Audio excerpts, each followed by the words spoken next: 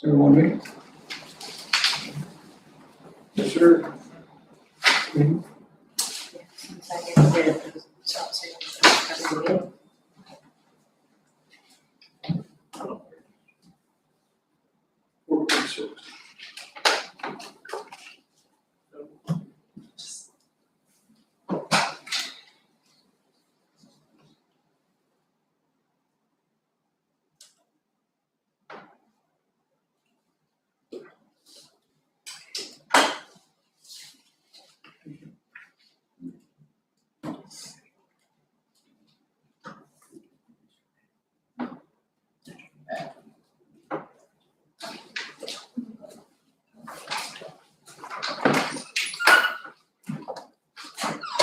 Is it recording on? Yes, it should be recorded. Okay. We'll call this meeting to order. Time is 5:34. Let the record reflect that all commissioners are present. And we do have administrative employees, Joe Chief. We have a city representative in the room. And with that, if y'all can join us for the pledge.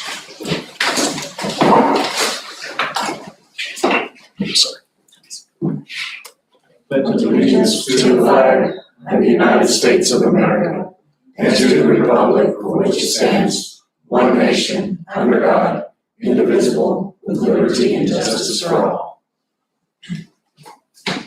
Dear Heavenly Father, Lord, we thank you for this day. We thank you for the opportunity to come together and make decisions and plans that will be for the better of this community. Lord, I just ask that you touch each and every one of us so that we know that we're making plans that are glorifying to you. In Jesus' precious name we pray. Amen.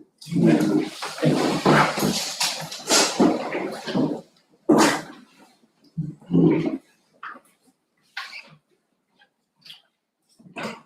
1.3 is public comments. Is there any public comments? No, I can give y'all a public comment regarding our signal lights on Highway 285. If you would just state your name. Holly Zaraki, Tamaulipas City, Holly Zaraki, Tamaulipas City Community Services Director.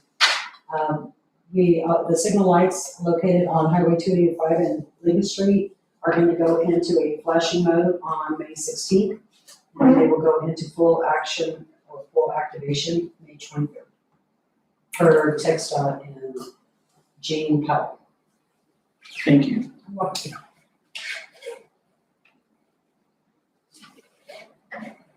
Any other public comments?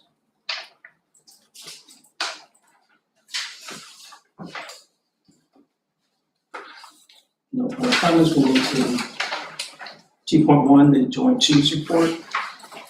Good afternoon, good evening, commissioners. Right off the bat, we want to start off with our fire operations report. as you all know, again, we're utilizing, we finally hit about a year's worth of data now in April. Being close, Getting yes. closer. Okay. Chief Lee, you wanna go over the reports from the commissioners? Certainly. All right. So this is for the month of April. As Chief was saying, starting next month, we'll have up to a full year's worth of data that we can bring to you next month for the agenda. But for now, we have the month of April. This one is the travel time. Right now, our average travel time was showing to be 10 minutes and 24 seconds. With a 90th percentile first apparatus travel time of 3109. Again, this is I like to reiterate in case we have new listeners on the YouTube feed.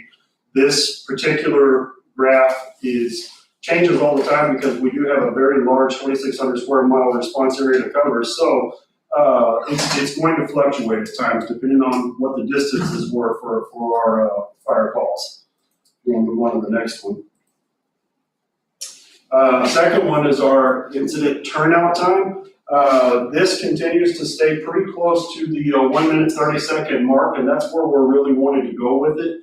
That's what NFPA 1710 likes to see as the standard. Now keep in mind, we are a little bit high right now, and there's reasons for that. One being that we are responding out of some modified dorms rather than out of a fire station. So it takes the firefighters a little bit longer to get out to those fire trucks and into the, respond to the calls.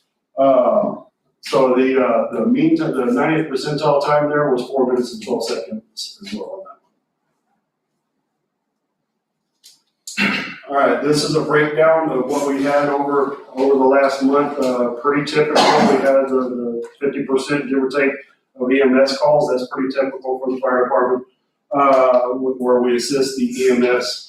We had, I believe, it was like 21% for fires, and I'm having a hard time reading this, I apologize.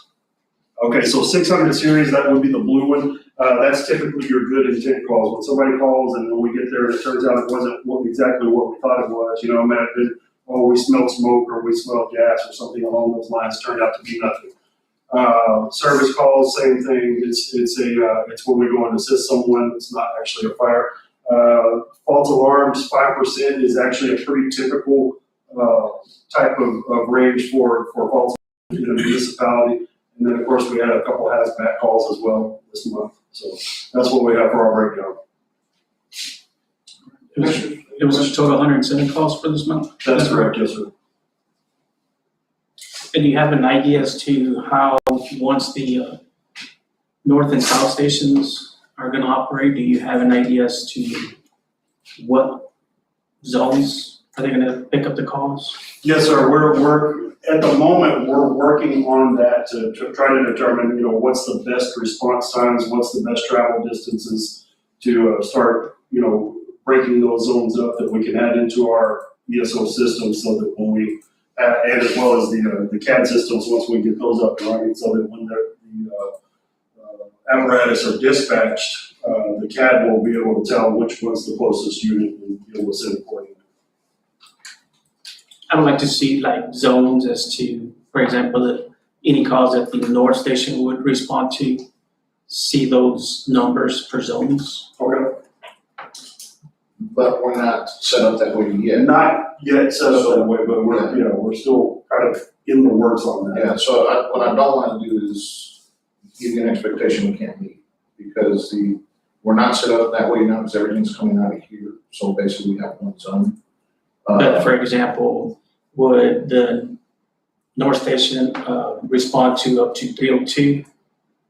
And then the Pecos would respond up to 302? Is that more or less in between? Yeah, more or less, based on the analysis we've done up to this point, 302 going north seems to be the delineating line.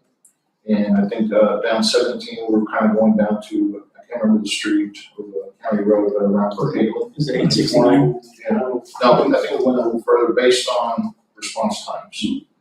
I think we went a little further south of 869. Same thing off of 285. I think we were taking it down to, I can't remember the road right now, but so we're working on those things now, because it goes into our matrices that are going to have to be put into the CAD system. But ESOs where we track everything, and right now, we don't have it broken down to zones, so we can't give you a report saying, okay, all these calls came out of this zone, that zone, this zone. We're working towards it, but we don't have that today. And in the future, that's where this travel time does come in handy, because we would break it down by station. And then we'd see, okay, on such and such call, the travel time took this long, maybe we should think about moving the response model from station one rather than station two. So it's an ongoing deal as well. It's not something that we just say, this is how we're gonna do it always. You know, we're constantly analyzing, seeing what's the fastest route to get people there.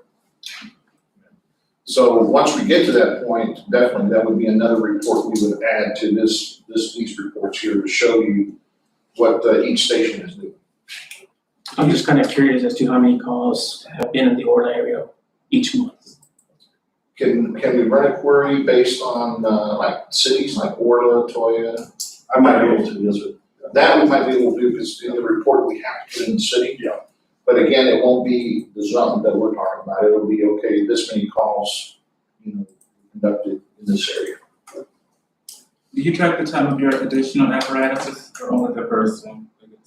Oh, no, everything gets tracked. So initial time, and then as H apparatus comes in, they say, they go ahead and report on scene, that gets tracked and also gets put into a report.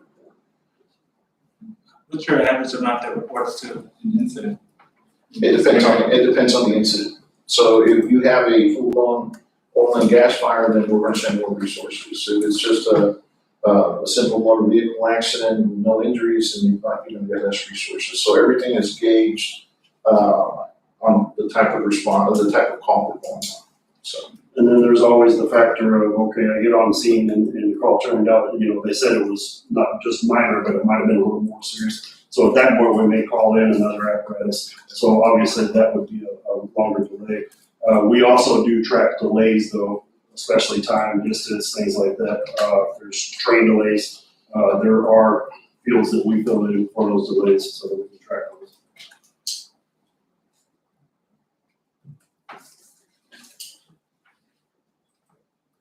Have there been any situations, maybe in the last 3 months, where you have all units and all personnel out of the city limits and don't have anybody available in the city limits? Unfortunately, it does happen every once in a while because we do cover the entire county.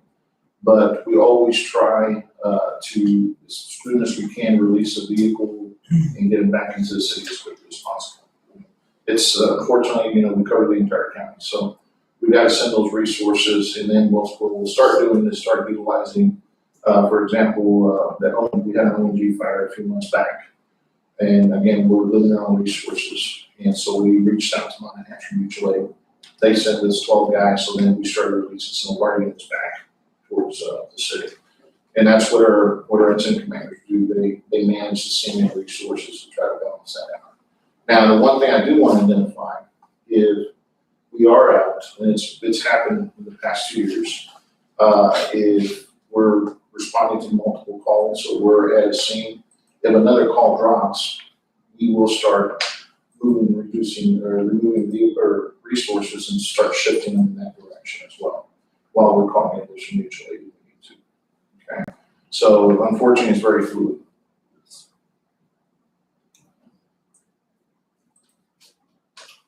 We do make every effort though to try to keep someone inside the city limits to have coverage here as well. It just, like the chief said, every now and then you do get a very large call that does require a great deal of resources. Again, as soon as we have them freed up, we get them back into the area as soon as possible.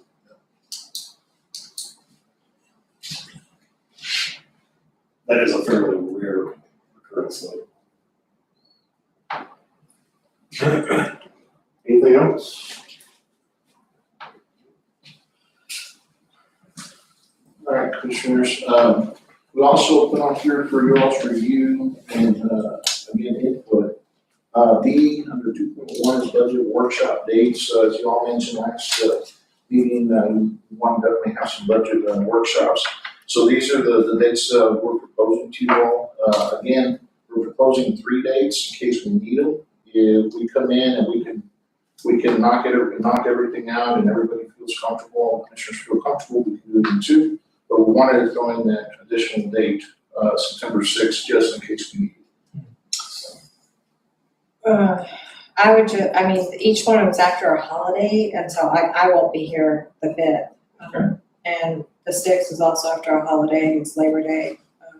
So, I mean, I don't know if there's any That's way. on Tuesdays, and that's why I did it on Tuesdays, but on a different day. So if we look at a different day. I won't be here. And the same, maybe a Thursday. Yeah, we always kind of start with Tuesdays because that's what everybody's always said, Tuesdays are good. Yeah, I would rather have everybody here if possible. So what's, Yvette, what do you think? So definitely not July the 6th or July the 5th. I should be back on the 5th, but, I'll be gone for that. So And then I'll be done with Labor Day. 7th, Thursday. So I could do, I mean, it's up to everyone, I could do Wednesday or Thursday. Is everybody okay with July 7th? And then for September, Well, before we go there, August the 2nd, 2022, is everybody okay with that?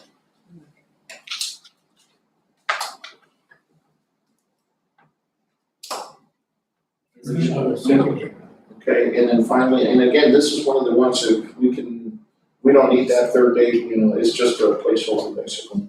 September the 6th, I know Commissioner Recker can't really be the next date, but we'll be available. the 8th is a Thursday, but I was on the 8th.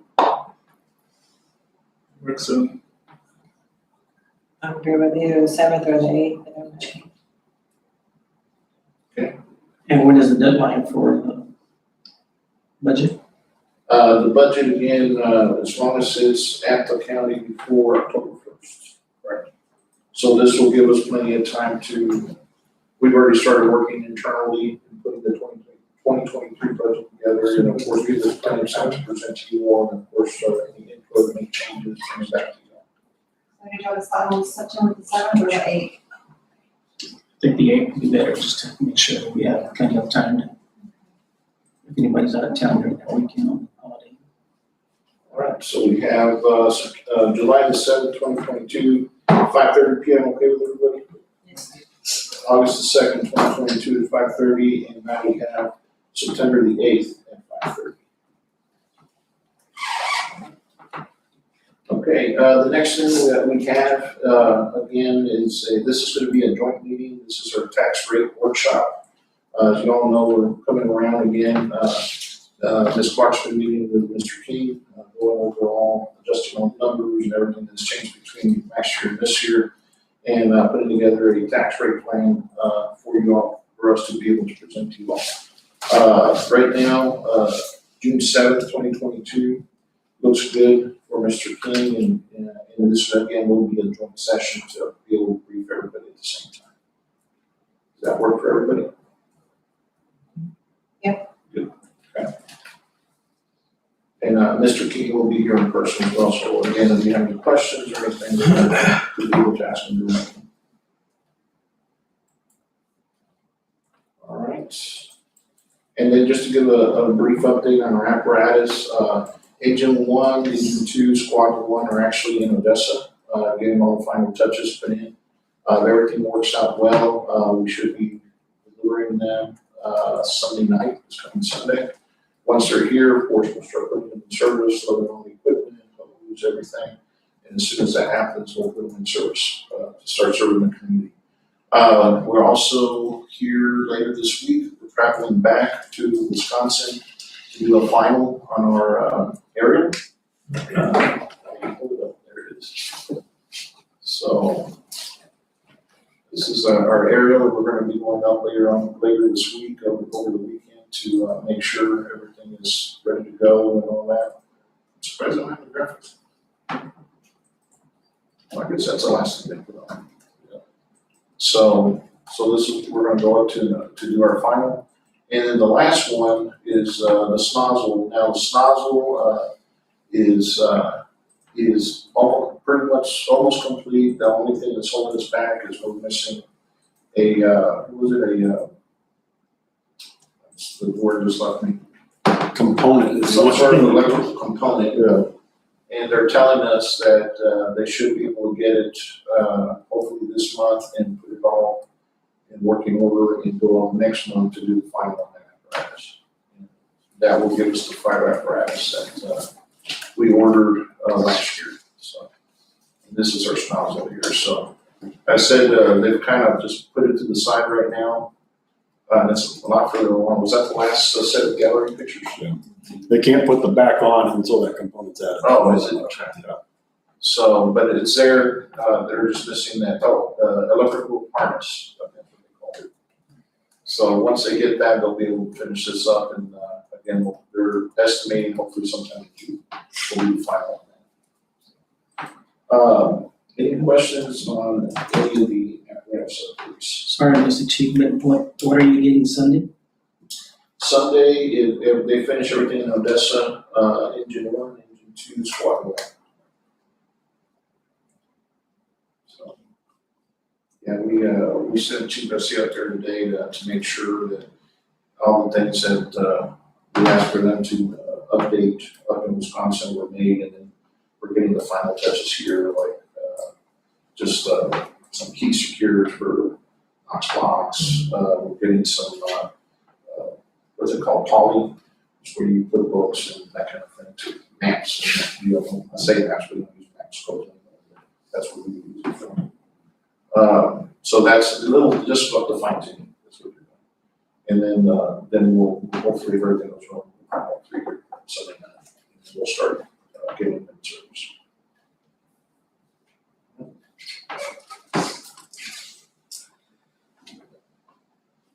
And that's again, 2.2 presentations and informationals. I do have Chief Simmons was out on the call, should be on his way back. With y'all's permission, I'm going to delay this until he's back because he's usually the one who gives a report and keeps all those numbers up to date. And if that's the case, then that's all I have for this evening. We'll go to the consent agenda. 3.1, review and approve audit report for fiscal year ending December 31st, 2021. Authorize filing of the same, including submission to the Reeves County Commissioners Board. So Commissioners, first of all, as you all know, this is one of the requirements, and this is due by June 1st. If you all remember a few months ago, we asked, I'm sorry, remember your last name? Ellis. Oh, Ellis, yes. Mr. Jones said Ellis to be our auditor, and he has completed your audit. And this is what this is, so that's a copy of it here. And we're gonna let Mr. Ellis kind of go over it with you, answer any questions that you want. Alright, it's copy of the audit, we got the records in April, and we started working on them pretty much immediately, afternoon, so, it was a copy of your packet, hope everybody had a chance to kind of look over the weekend.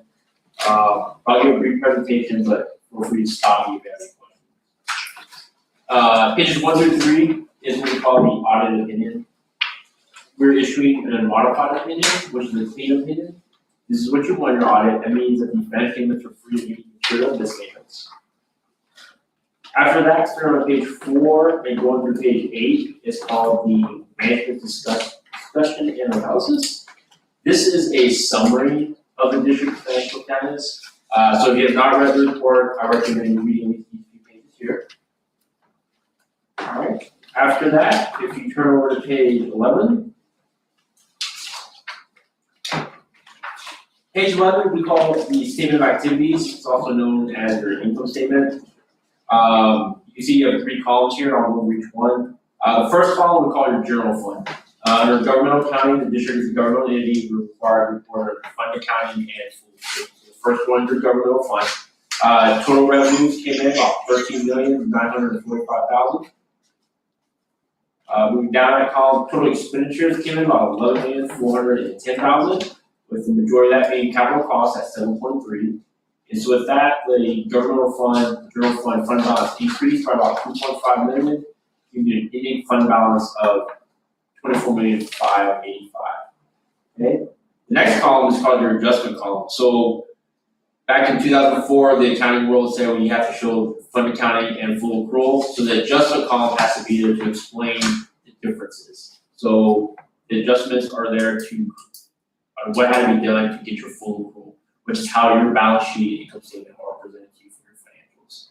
So the far right column, statement of activities, Total revenues came in about 13,841,000. Moving down the column, total expenditures are 3.4 million. And so with that, your total net position increased by $10 million, giving you an ending fund balance or net position of 29,432,000. So the main difference to understand between the fund and full pool is in fund accounting, you report the expenses as they are. So capital outlay your assets, your apparatus for building facilities. Those are assets, you record them as assets on your books. So the statement of net position does not account for those expenses in that manner. They show them as an asset. Same way as your long-term debt, your note you have, that's recorded as a long-term liability. Where here, on the fund accounting, you see you have debt service, right above the total line, you have no principal, no interest. That's how much was paid on your note. Okay. But looking at your financials, what's presented to you on a monthly basis, you're operating on a full accrual, which is the far right column. Okay, does that make sense? I'll lose you. All right. So I want to go over that page first because usually the income statement is pretty straightforward. So let's go back 2 pages. Not to confuse anybody really, but here you can see on the far right, this is your balance sheet or your statement of net position. Let's look at just the far right, your total assets. Total assets at the end of the year were 47,256,000. You see above that total line, you have your land, your construction in progress, and your capital assets. So all your assets are recorded there. Okay. Moving down that column, you have deferred outflow, you have a pension plan, you have deferred pension assets of 55,000. Then you have your total liabilities. Your accounts payable at year end of 498,000, and then here's your long-term debt. You have what's due in 2022 of 693,000, and then what's due after 2022 at $3,676,000. Okay. Your property taxes, you have deferred outflows of property taxes of 13 million. So all of property taxes that are billed on October 1st, so we're in October, is the revenue collected that is for your 2022 year. So all that revenue is deferred into the following year. Like I said, if you bill it out in October, it's collected October, November, December, and it's due in January, and those funds coming in are for that next year. So we defer all that revenue to the following year. Okay? And so then you see down at the bottom, your total net position is at 29,432,000. Okay. I know that's a lot of information in a short period of time. Any questions? Confused? All right, good. All right, after those pages, starting on page 13 are the notes to the financial statements. For the most part, all the notes to statements last year, with the exception of your pension plan. That starts on page 21. Note number 9. We discussed this last year. We started with TCDRS. The first year is pretty simple. It's like a 1-page note. And after that, once you get some data and some information, the teacher does an analysis of the salaries, the employees, and what's going on in the industry, I guess you would say. And they produce all this additional information that we're required to disclose. So after page 21, there's 3 or 4 pages of pension information. All this information is provided by TCDRS. We're just required to basically copy and put it in your report for disclosure purposes. So to be honest, if you have any questions concerning the pension plan, I would recommend you contact TCDRS. I'm not a pension expert. All right. Okay. And after that, let's see. Note 10 on page 28. We talked about that note. Yeah, and this kind of gives a description of where you're at that 5 million. Okay. After the notes, page 30. Page 30 is your budget to actual comparison. This is on fund accounting, which is required how we report it. I have one correction, and we'll talk about it when I get to it. But on the far right, see total revenues. Total revenues for the year were slightly under budget by about $550,000. That had to do with the property tax, based on what was budgeted and what was collected. Total expenditures, here's where I overlooked something. You have a capital outlay budget, which is completely out of the norm of how we typically see budgets. We see it's all inclusive, where you have a operating, you have a capital, and I missed capital. Okay, so here on that capital outlay line, you should actually have an expense there that you budgeted about $12,972,000. Okay, so that would change your variance when compared to your capital outlay.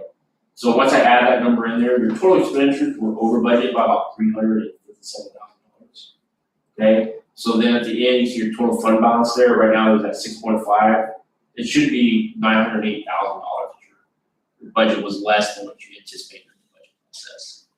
That makes sense. Now it's completely an oversight on my part. It's not normally how we receive a budget in multiple pieces, and so that was something that I would put. Okay. But I will make that correction before I finalize this for the commissioner's court. And then after the budget is more information required by the pension, the TCRS. Over time, this schedule on page 31 and on page 32 we have to display 10 years worth of information. This will compile every single year to get 10 years, and that last year will roll off, which is so, that's the audit presentation. The entire audit process went really well. I know you had to change mid-year or toward the end of the year. Tessa and I talked many times between the time she came on and the time we started the audit. We've met at safety for quite some time. We went over things and procedures to prepare us for the audit. So the overall process of getting information worked out really well. We have a lot of activity in 2021, way more than in 2020, but it was all in really good shape. After the audit report, there is actually 2 letters. There is a communication letter, as we call it, and there's a material weakness letter, management letter. I put 2 of those copies in your report. The one on top should start with in planning and performing our audit of the financial statements. This is your management letter, and we're required to issue this if we have any kind of material weakness or deficiency. Well, every agency we work on with exception of one has a material weakness. And material weakness is the fact that we prepare the financial statements and audit them. Okay, in a perfect world or a large government entity, you would have staff, internal auditors that would prepare your documents, get all your files ready for audit, and prepare these financial statements and turn it all over to your external auditor. Okay, public companies, big government do that. City of Houston, big cities will do it. But since we're not doing that, I have to issue this letter saying there's a weakness because I prepare it and audit it. I cannot be part of your internal control. I cannot help you make management decisions. My opinion does not matter. I will deal with facts, black and white. However, it is okay that we do prepare this. In small government entities, this has been prepared this way for over 45 years. There was a new change in the accounting world in 2002, 2003, where they're like, you need to put this in writing. You got to communicate this in writing. It used to be we just talk about it verbally, but they wanted it documented to give to the board of directors or commissioners. We audit over 600 clients. I would say only 10 of them take the extra step and spend extra money to get rid of this 2-page letter. There's been no financial impact to it. There's no issues with getting a note or selling bonds or anything negative like that. But we're required to communicate it with you, and this is how we do it. Okay. The second letter is basically we call it an audit summary letter. Kind of describes, the whole audit process. If you have any issues, to be noted there's no issues. All right, does anybody have any questions?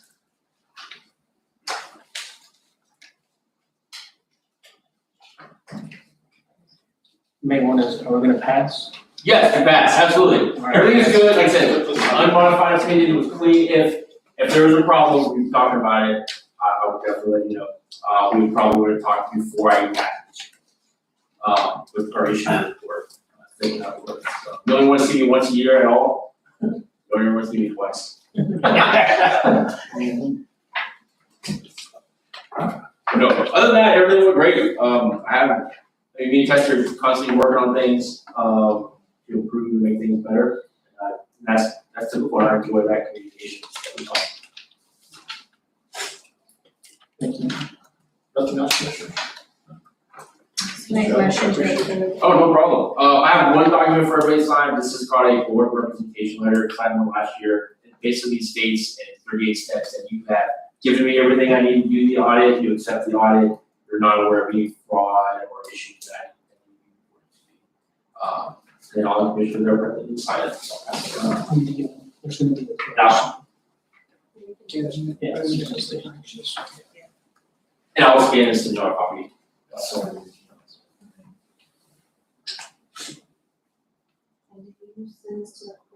Hi, everyone. This is Regina. I just had a quick question for Joseph. Did you see, these changes slight adjustments that I sent to you earlier today. I did see your email when I got off the plane, yes ma'am, I will make those, changes before I finalize it. Okay. And just so the board knows, this contact information about where to find this information, it previously set our office, and that's from prior years where you guys had everything set up and should be good for the office. That's kind of the main thing. So, Regina, one question, now that everything, that this audit is completed, I know there's a deadline, for it to be submitted to the county. Is that something we're handling it here internally, or is that something that's done by Joseph or you all? I just don't wanna miss the deadline. Sure, no, well, Joseph will send you the final, once he's maybe, few revisions that he's noted. And I'm sure he will send it to you before, the first. Okay. And you all are welcome to submit it to Commissioner's Court, or we can do it, it doesn't matter to me, that's up to the district. Okay. That's all I need to know. Thank you, sir. Appreciate it. If you don't mind, we'll stick around for the financial report, because no one knows the guy. Thank you for having me though. Thank you. So I make a motion to approve the audit with the correction on page 30 on the capital outlay, correct? Yes ma'am. And with the corrections recommended by Regina. Second. There's been a motion by Commissioner Recker, second by Commissioner Flores to approve with the corrections to be made. Any further discussions? No further discussions, all in favor say aye. Aye. Motion passed. Any nays? No nays. 3.2 is annual review of the district investment policy. So Commissioners, I believe this is one that we have to bring back every year. We posted it on there for you all to review. If there's any questions or anything you all feel we need to change, this would be, I guess, the opportunity to let us know.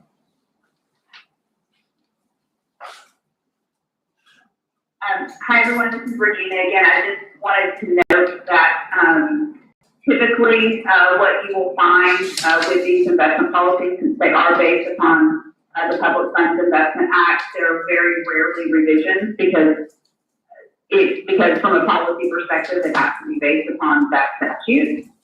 So we're not recommending any changes to your investment policy at this time.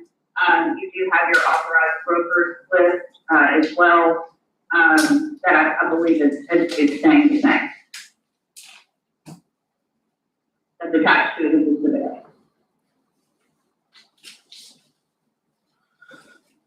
So since this is just a review, do we have to make a motion on it, Regina? Yes, because you do have to formalize this. This is actually something that does get sent to the auditor. They do have a notation in their audit as to whether or not you will review your investment policies. And since there is an order noting this review, then I do recommend making a motion to adopt it. Okay, I'll make a motion to approve. Second. There's been a motion by Commissioner Recker, second by Commissioner Flores to approve the district investment policy. Any further discussion?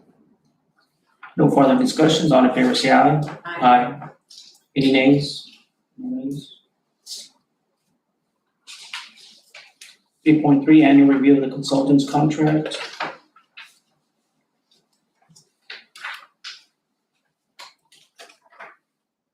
I guess I'll go ahead and note for you all, this is yet another annual agenda item. The statutes require the board to review a consulting contract annually.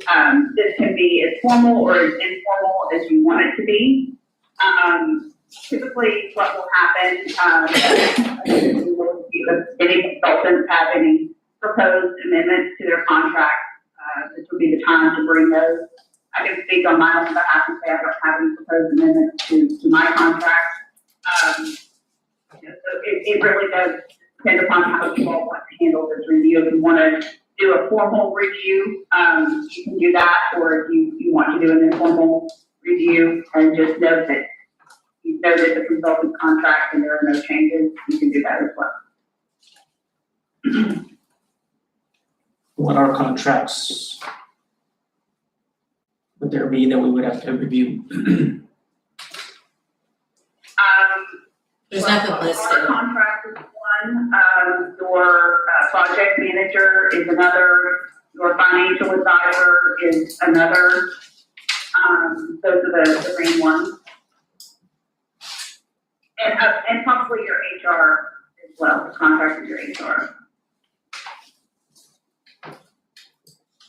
And do we know of any changes that any of those contracts have changed? They've been added or amended in any way? No, sir. No, It's not that I'm aware of. yeah, if there was any amendments or anything, they would have been brought to the board. So,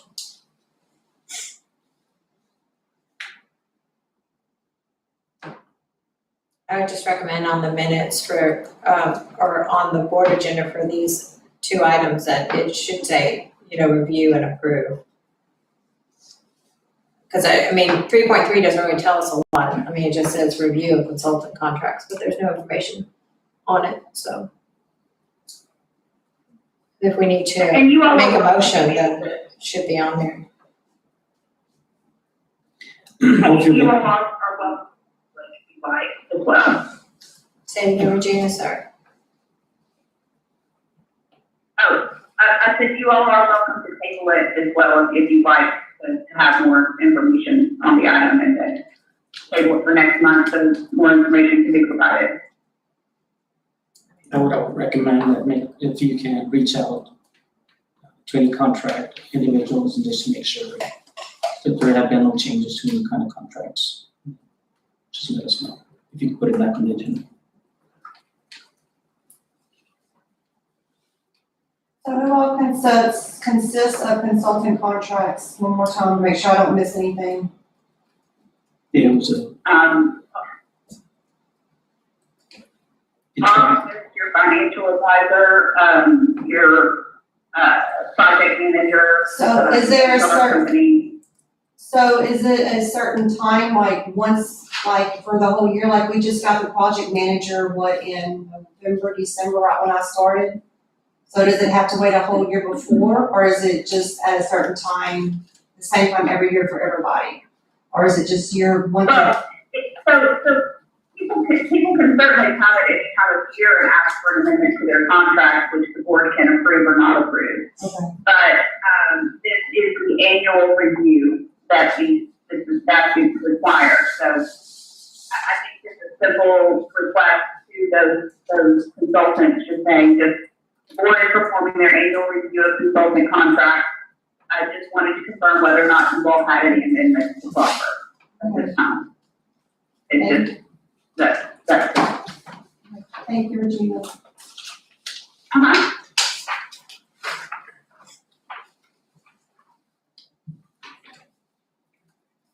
I know the ones.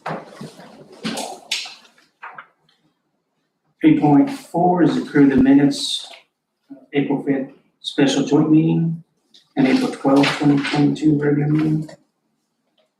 Move to approve.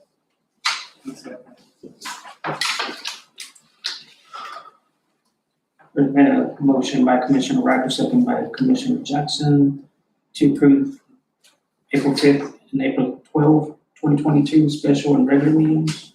Any discussion? If no discussion, all in favor say aye. Aye. Aye. Any nays?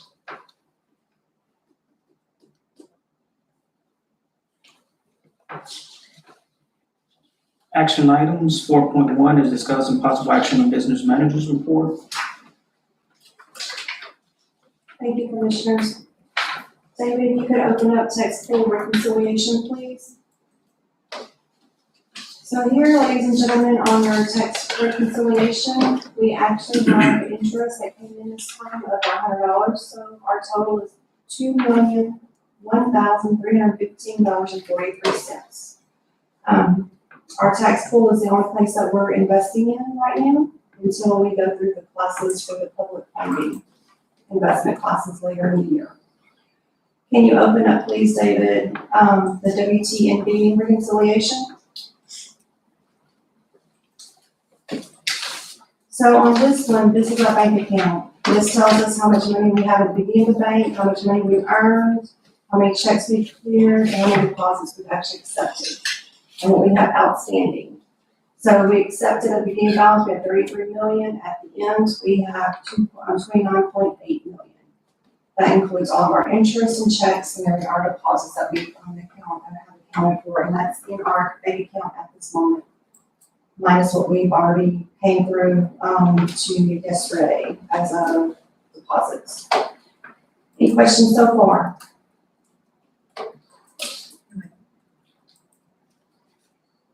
Okay, if we can go look at the revenues versus revenues over under expenditures, please. So on here, this is talking about our revenue that we have generated this year from January until the end of April. And we've collected $11 million in taxes. And we also collected a miscellaneous income of $12 million. We have $12,000 up there. Just so you know, and some of that is from a merge of fire. I don't know if y'all know what a merge of fire is, but we collect money from some of the accidents that we go on every once in a while. And Chief Lee can explain merge of fire better than I can, so I don't know all the works of it, but we do get some funds from that. They help pay back some of the expenses that we use, some of the supplies that we use whenever we're on a road. Sure. It's a cost recovery that the board's approved quite some time back. I don't remember the actual date, but essentially what happens is once we complete our incident reporting, a merchant fire has access to go in and look at those reports and determine billable things based on what the resolution that was passed by the board says, and they're able to bill the companies for that. And most of the time, it looks like the companies respond well and give us that cost recovery. Thank you, sir. One question, Chief. Do you know of anyone or any circumstances where maybe somebody locally didn't have an insurance of any kind to cover whatever the cost is and they're being billed for it? That I know of, no. And certainly if anyone in the public were to come to us and tell us, hey, I got this bill, we would certainly look into it. But generally speaking, emergent fire is pretty well versed in identifying insurance companies, corporations, things like that, to be able to do them. Thank you, sir. If you could scroll down, please, David, to the bottom of the page where it's talking about the net operating revenue, total expenses, and net revenue, right there. Yes, right there. So you can see that in total expenses, how much money we have spent since January the 1st, $1 million. Makes our operating revenue account a total of $2 million is what we have available after we subtract our expenses from our deposits or our revenues. So that is our net revenue of $10 million. Okay, David, can you go to the budget versus actuals for the QuickBooks version? The QuickBooks, yes, sir, right there. No, one down, that one. Okay. This is your budget. So we have our actual and what we have budgeted. So this just ties back to the balance sheet we were just looking at. So we have income of 11 million. You can scroll down. These are all the expenses that we've spent since January. You have your totals on the sides, your percentages for your budgets. You notice that in your paperwork, I sent you a lot of stuff for transactions, and that was due to the information that Freddie, you asked and that you asked for. The one that was from June, no, what was it from 2019 through April of 2022 is everything that we have actually inputted into QuickBooks. It's either a journal entry, an invoice, a bill, a check, an ACH payment. Anything that had happened in transactions is in that report. That's the one that's probably 600 pages long. So you have, and it's broken down by the account, and it all ties back to all of these accounts.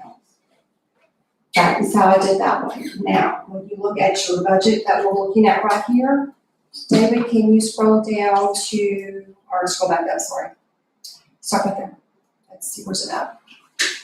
So like payroll expenses, you see payroll expenses is over here on this side at 48%. Well, I gave you a transaction breakdown of what that actually consists of. So if you wanted to look in there, it tells you exactly what we spent 49% of our budget on already for payroll taxes. This one, SU&I, that's also payroll taxes. We noticed that Ms. Heisey before, she made she miscalculated a few of those numbers from what we've been gathering lately on some of these, and I don't know if she just transposed a number, I can't figure it out yet. So we have been, these are over. This one is way over because she just went ahead and budgeted too low. The budget is good. If you scroll down, David, we have $7 million in our budget. We have not gone over our budget at all.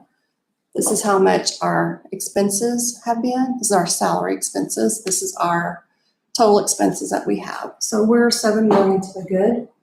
Can you scroll down? There's one more I wanted to show you. Scroll up. There's one more I wanted to show you that Miss Yvette asked about. Hold on, wait. So that's, scroll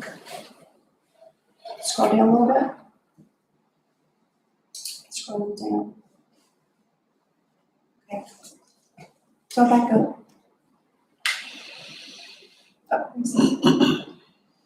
Okay, so this one right here.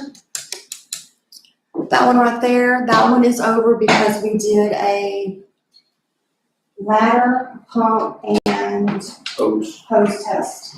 Okay, that 10,000 is mostly for that test right there, and that was not budgeted correctly. We figured that one out.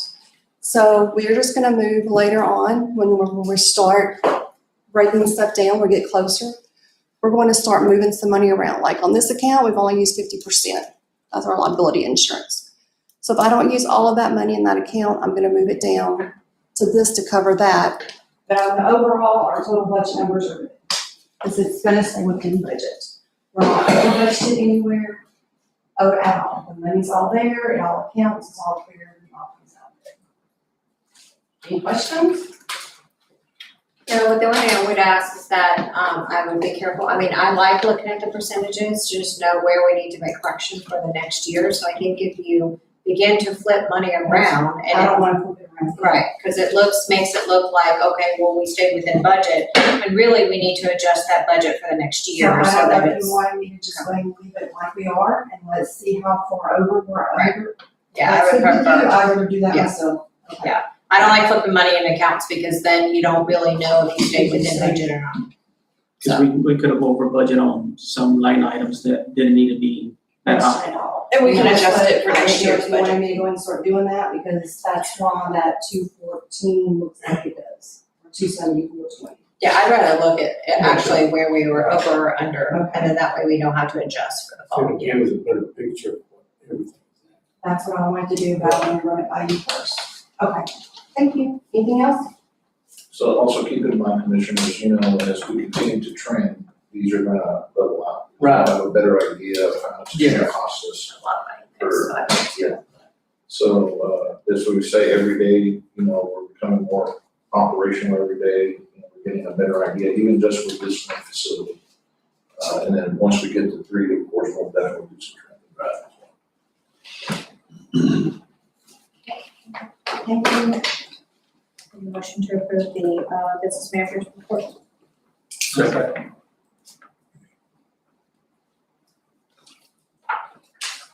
There's been a motion by Commissioner Riker, second by Commissioner Jackson to approve business manager's report. Any further discussions? No further discussions, all in favor say aye. Aye. Any nays?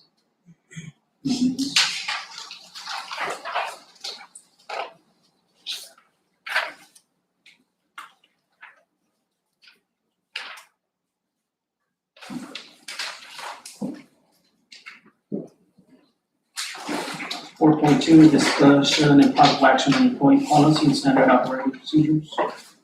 Commissioners, just like we've been doing, for the past few months these are just, ongoing, policies that we're, looking at, updating, developing, for the organization. And, of course, we'll bring those to you. Once again, I just want to reiterate, they're here. If you feel comfortable, we can move forward. If you need the rest of the month to go through these, that's perfectly fine. We can bring these back to you in June. Chief, is there anything you'd like to add? No, Is there anything specific that, you know, you want to cover or anything? no, sir, unless the board has any questions. And so we are asking, just, and there is quite a few, like we said, we're trying to get as many of these out. So it's A through, what is that, double L? None of these policies have been, Sorry. none of these policies have been approved before.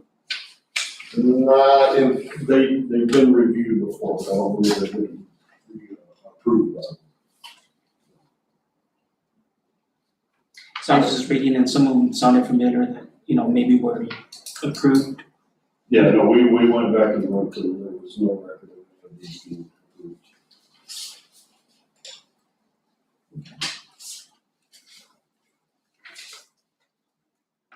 I just have a quick question about your benefits and time off one. So I have no problem with your accrual table. I just was one question, like the maximum accrual hours. So I'd be interested in standardizing that. So, I mean, like, to me, it's hard to, it could be hard, but I mean,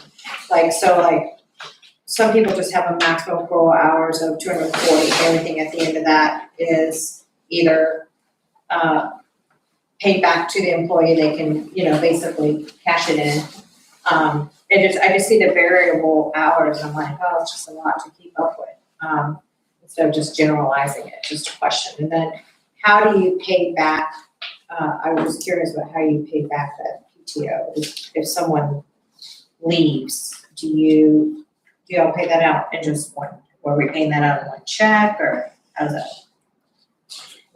Typically, and that's, at least in my past experience, that's the reason we have that cap, so that if the employee does happen to decide to leave, we can pay that out in one lump sum and just be done with it. As far as are you talking about the way it's worded in there?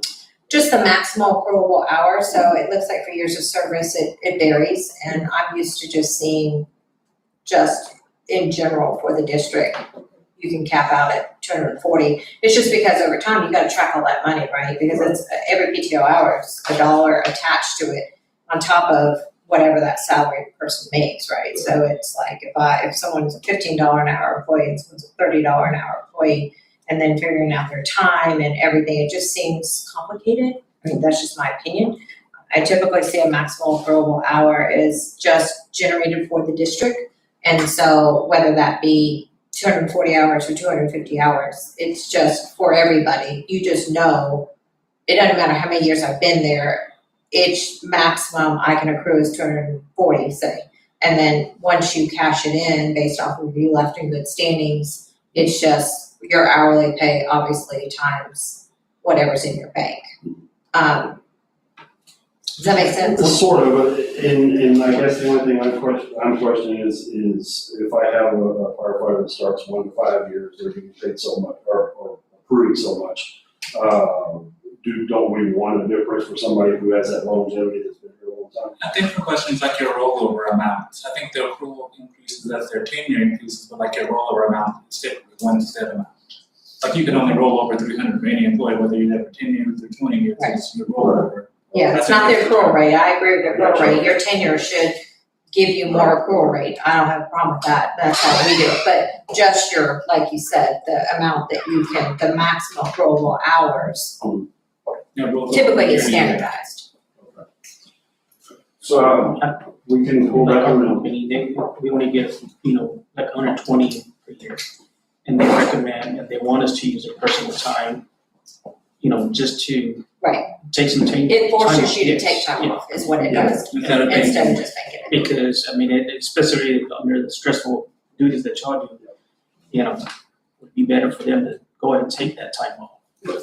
And they can take it or cash it, it's their choice, but it just doesn't, 360 hours is a lot of time to save up and just didn't know if, instead of I understand the PTO hours, days of accrued per 12 months, depending on the years. We do the same thing at the hospital. It's just we all are maxed out at a certain amount of time, and then it's rolled over. To me, it's hard to, like I'm 1 to 4, so I can max out at 192.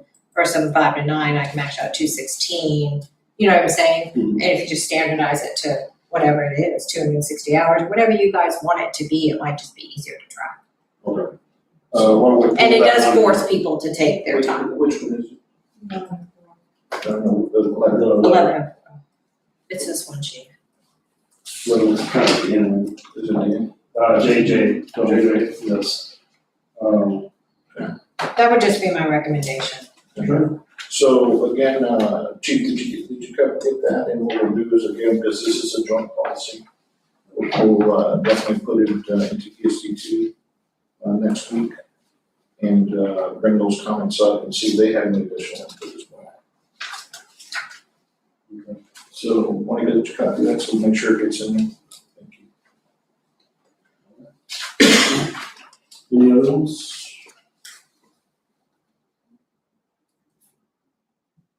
The holidays, it's Good news, we told them to choose, they chose their 10. So that's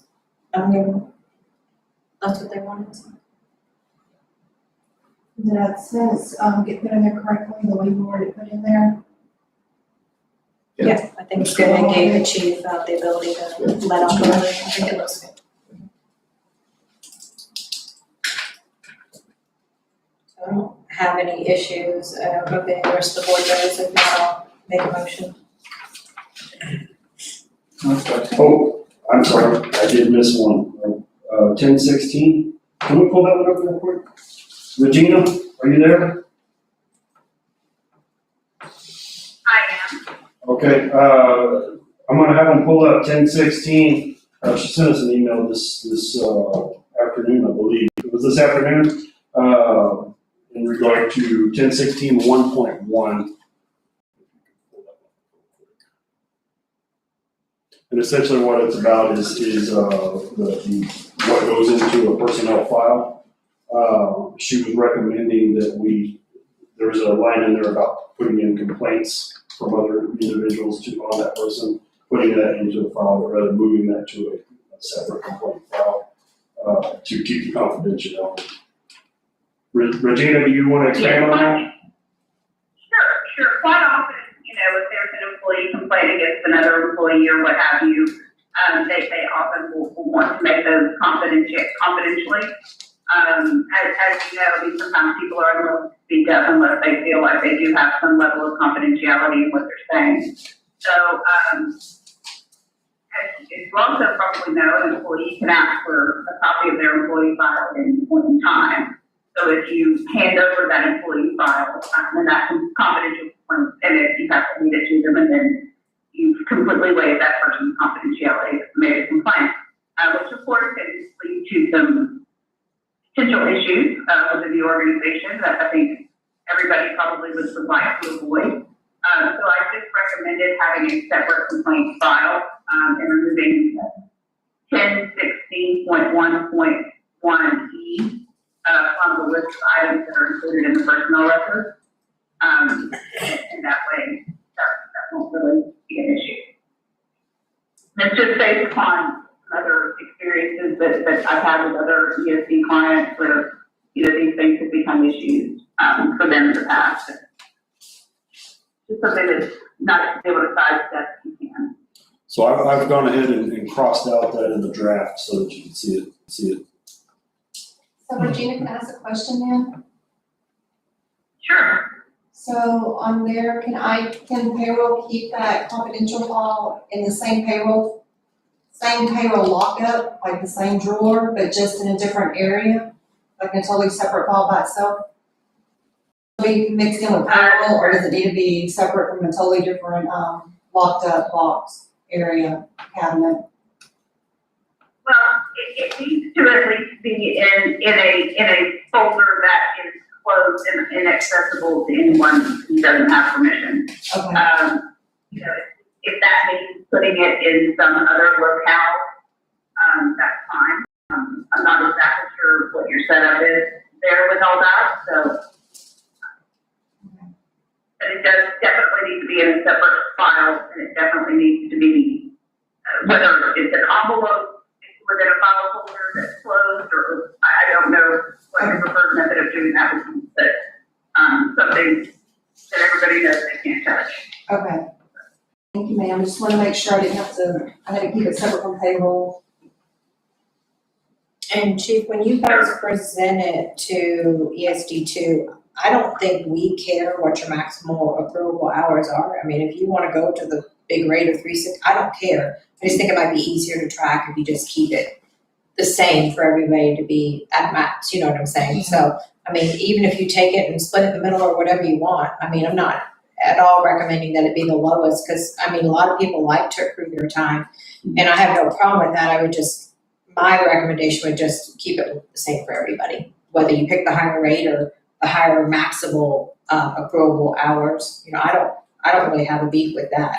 I just think it might be easier to standardize it for everybody. It would be easier to track. Okay. So we'll definitely push that to ESD to get their comments and bring it back.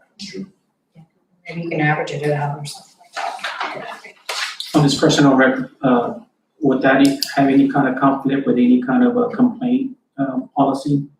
Where somebody's making a complaint against somebody, will that form have who's making the complaint and who they're making the complaint against? Don't believe so, but I'll double check. Because if it is, then we're kind of doing the opposite here. It's like we're saying you have a right to know what the complaint are, but then if it goes in the file, you can't. So I just want to make sure that there's no conflict with any other policy. If you can check on it. Wasn't on here, wasn't. And maybe if it's confidential, you could remove the name and still put it in the file, which is typically what we do, is we just remove the actual complainant or the person that filed it. It still can go into the personnel record.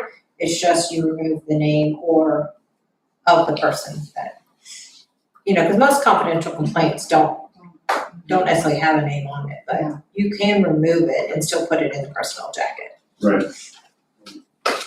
Okay. Yeah, and that's fine. Because I agree with Freddie, I mean, some people have a right to know what the complaint is against them. At the same time, you do want to protect confidentiality, so we just remove like a person's name. Whatever y'all want to do. Is that gonna be 10, 12? 10, 12, 10, 12, 10, 16, we'll pull and double check everything and then bring them back in June. And so I motion to approve all of them except for, we're gonna, 1104 benefits, we're going to confer with ESD2. And then, the one Chief Lee is talking about, and Regina. So.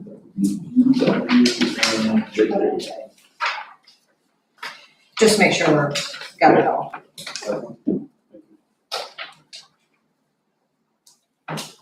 I'll second the motion. There's been a motion by Commissioner Riker, second by Commissioner Completos to approve the standard operating procedures and employment policy as presented, except for item U, item W, and item J, which will be brought back at a later date. Any further discussions? No further discussions. All in favor, say aye. Aye. Any nays?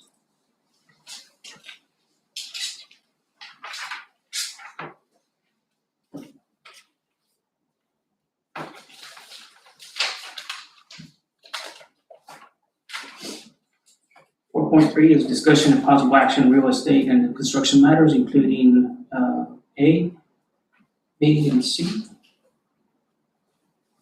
Yes, Commissioners, again, the first one is, again, special possible action pay estimates and change orders.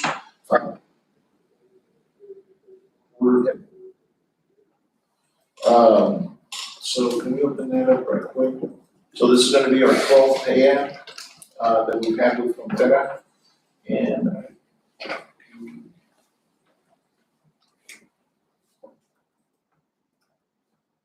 And as you can see, it has been certified by Justin Myers. And this is what I'm looking at here is $89,631.11. Somebody split that for me.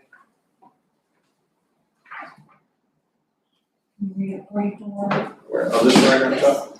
So Commissioners, ESD one's cost is gonna be $44,815.56. Motion to approve. Second. There's been a motion by Commissioner Riker, second by Commissioner Flores to approve ESD portion of $44,815.56. Any discussions?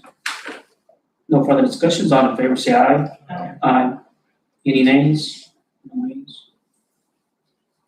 Commissioners, moving on to the next three, the 2, 3, and 4, that's again our triple construction.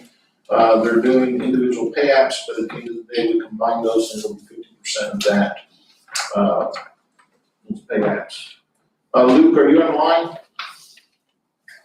Yes, sir, I'm here. Can you hear me? We can hear you. So, do you want to go over the triple construction pay apps and what the totals are, and what the 50% is for ESD 1? Sure, absolutely. So, pay app number 1 for control, or station 1 is $386,544.40. Orla is $316,820.16, and Monterey is $292,194.38. Total is $995,558.94. ESD 1's portion is going to be $497,779.47. 197 what? Again, that's 497,779.47.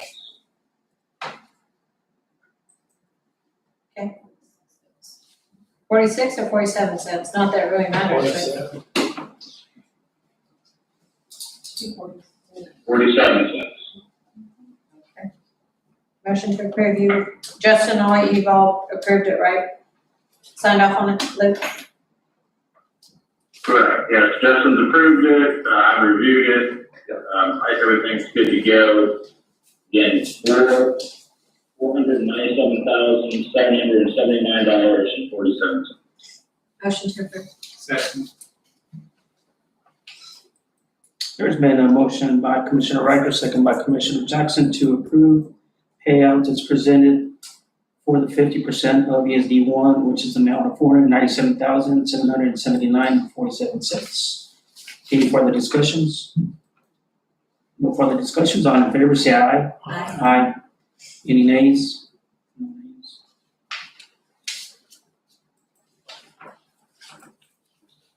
So B, again, discussion with possible action on status design, construction of stations 1, 2, and 3. Luke, do you want to give the commissioners an update of where we're at with our triple construction? Absolutely. So, schedule-wise, commissioners, I've been waiting to issue a new owner schedule. If you remember, I issued an owner schedule in, I want to say, January to you. Again, this is a schedule that we're using to coordinate not only, the usually submit the schedule to me, but I take it and figure out how long it's going to take to get to operational. Right now, we're looking like we're a few weeks behind on both Central and Orla. And we're looking like we're a full month behind on Balmorhea. I've been waiting to issue a new owner schedule until I basically was looking to see if the GC was going to make up time. Doesn't look like that. I'm going to go ahead and call it. And so over the next week or so, I'm going to issue a new owner schedule that will reflect as much. So, any questions on the schedule from the board? Do you know reasons for the delay? Yeah, so Central is basically we have highly acidic soil right in the middle of our construction, right in the middle of our building. And the geotech recommended class 5 concrete. Well, in our area, class 5 concrete is not available. So we spent 3 weeks, we hired a third-party professional to advise it, and basically we spent 3 weeks getting the footings in because of the concrete. So, obviously Central's our big push. So that obviously pushed us back by a solid 3 weeks. As far as Monterey has always been kind of the project that has been third in line as far as to get up. And so the issues that transpired on Section 1 carried through to Monterey. So that's why Monterey is going to be roughly about a month behind schedule as it was presented in January. Is there general conditions applied to that? Is the cost of general conditions being applied to that? Are they asking for time? No. You don't seem unsure. Can you hear me? This is Justin. Yes, Justin, I can hear you. Yeah, no, they're not asking for additional funding for their general conditions for the time that they're behind. They have their guaranteed maximum price, and that's what it is. And you know, if there's a delay, it's not something that the board is going to be responsible for. Correct. And the reason I hesitate on that comment is I don't want to bring up the issue to the general contractor. So we shouldn't be responsible for it, but there's ways that they can make it. So I wasn't trying to avoid the question, but the question hasn't been brought up, and I didn't want to get too far deep into it. That makes sense, Commissioner Record. Okay. I just make sure it's well documented, that's all. Say that again? I just make sure it's well documented, that's all. Yes, it is absolutely well documented.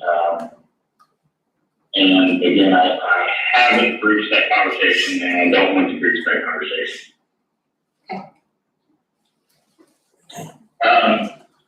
So moving on to budget. Budget is, like I've been warning you, commissioners, there are changes coming.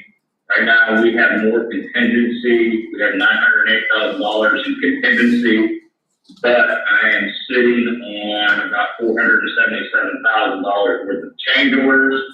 Don't freak out. There's something that Justin and I have to go through and work through, and I don't think it's going to be that amount by the time we get done.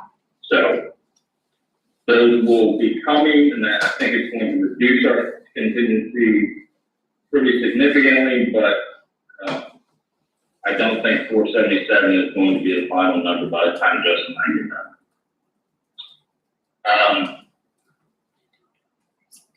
And again, these change orders will have to be brought to the boards for approval and all that stuff. So it's not like anything you're not going to see. You're going to see everything transparent. So on the budget front, I'm getting a little bit nervous just because of the value that's overhanging right now, but overall we're still well within contingency. As far as the buyout goes, buyout is going really well. We're on track.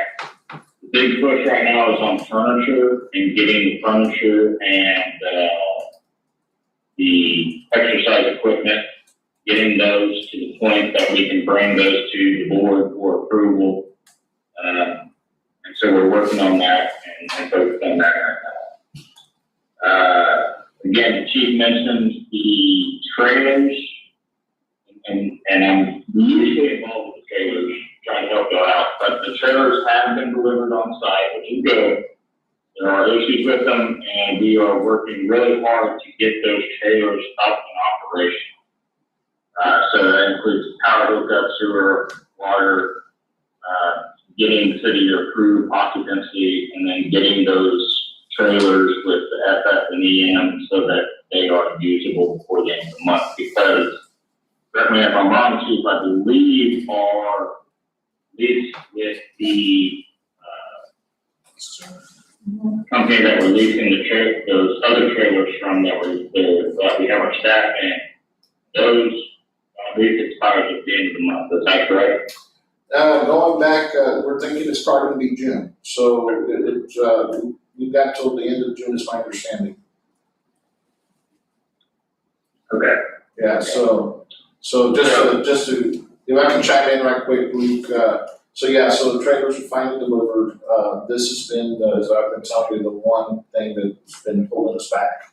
And just like we mentioned, unfortunately, once it got here, certain things weren't in the right places. So we're working through all that.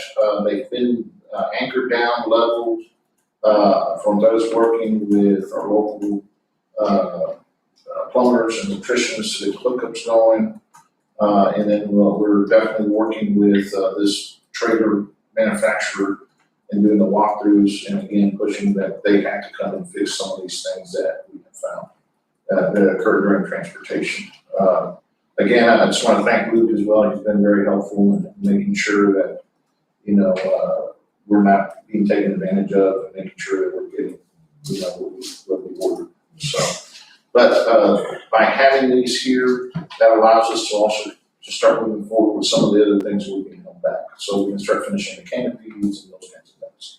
Because now we have the trailers physical here. So. I'm telling you, this bill will give you gray hair. 3.5 years of this is, every 2 weeks I go to the hairdresser. Luke, anything else you want to add there for this temporary facility? Yeah, so the trailers were a real struggle. I'm glad we have them now. I had very, very grave concerns when I first got involved, but it looks like we're heading in the right direction. Next item I have is, we're currently planning on a special meeting on 5/24 to discuss CapEx budget amendment, and that's just gonna throw a rock at it, but combine CapEx and OpEx forecast for the next 3 years. Likely gonna be a long meeting because there's a ton of information that goes into the budgets and forecasts, and the commissioner is gonna want to know the details, so I anticipate being a long meeting. Chief, are we still tentatively planned for 5/24? We can't do 5/24 because we have a hospital meeting. So, we've just been advised that hospital board meetings on 5/24, so we have 2 commissioners on ESD1 that would not be able to attend. And Judy potentially. And Judy, ESD2. Commissioners Contreras, and is the 24th also mentioned? Yeah. No? No, but if it turned out we wouldn't have. No, I don't. I just want to give everybody an opportunity. So we might have to sit down and look at an alternative date. Luke? I'm available anytime that week if we can hold that week. The reason I'm trying to hold that week is, we really need to do the budget amendment to bring in the cost of doing the temporary storage building. Okay. Before we get to the point that we're ready to sign off on a change order contract for actually building. Yeah. So we really need to have that budget amendment done prior to the second week in June. Okay. So ESD1 commissioners, is there any other day during the week of, May? That works for you all? And again, Any day but the, 25th, yeah, if we but got the this, hospital for midday. that's my wife's retirement, which day? 25th. So the 25th, so 24th, 25th are out, about the 26th. 26th, You got it. 26th, everybody good? All right, so I'll put it here, now keep in mind, this is a joint meeting, right, so I also got to coordinate with ESD2. So right now, the 26th for ESD1 looks good. Anybody know graduation?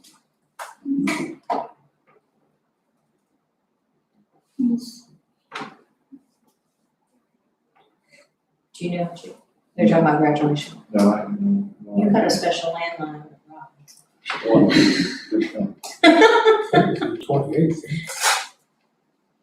don't want it not be. We got some people graduating. So Commissioner, we can do it at the end of next week, and Tessa's gonna shoot me, but we could potentially do it at the end of next week. Chief, or I'm sorry, Commissioner. If that works. Graduation is on the 20th. 20th? May 20th? Mhm. Okay, and I just sent a text to Robin, so she can confirm.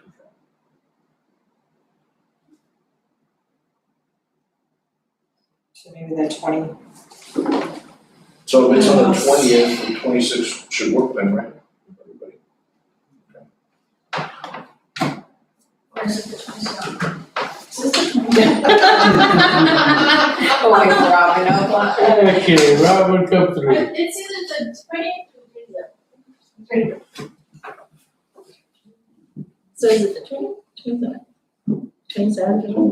Be the 27th. It's in the end of May. DHS graduation on the 27th AM. So it's 27th? Yeah. Okay. Okay, so 26 still good then? Yeah. Here's the confirmation. There you go. Yep, May 27th. At 8 p.m.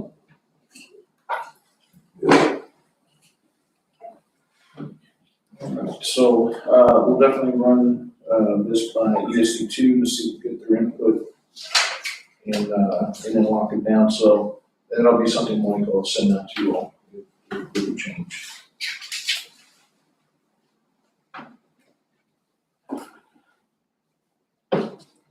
Luke, when you say a long one, like long as in,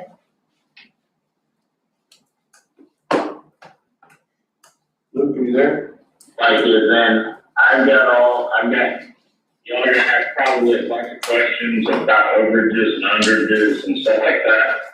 And I'm gonna walk y'all through it, right? So there's a ton of information in this budget that y'all probably won't know the answers to, but I have the answers to, but it's just gonna take me time to walk you through, hey, we're adding, another pumper truck for Toya, we're, forecasting Toya spend here, we're forecasting the spend for this year. So,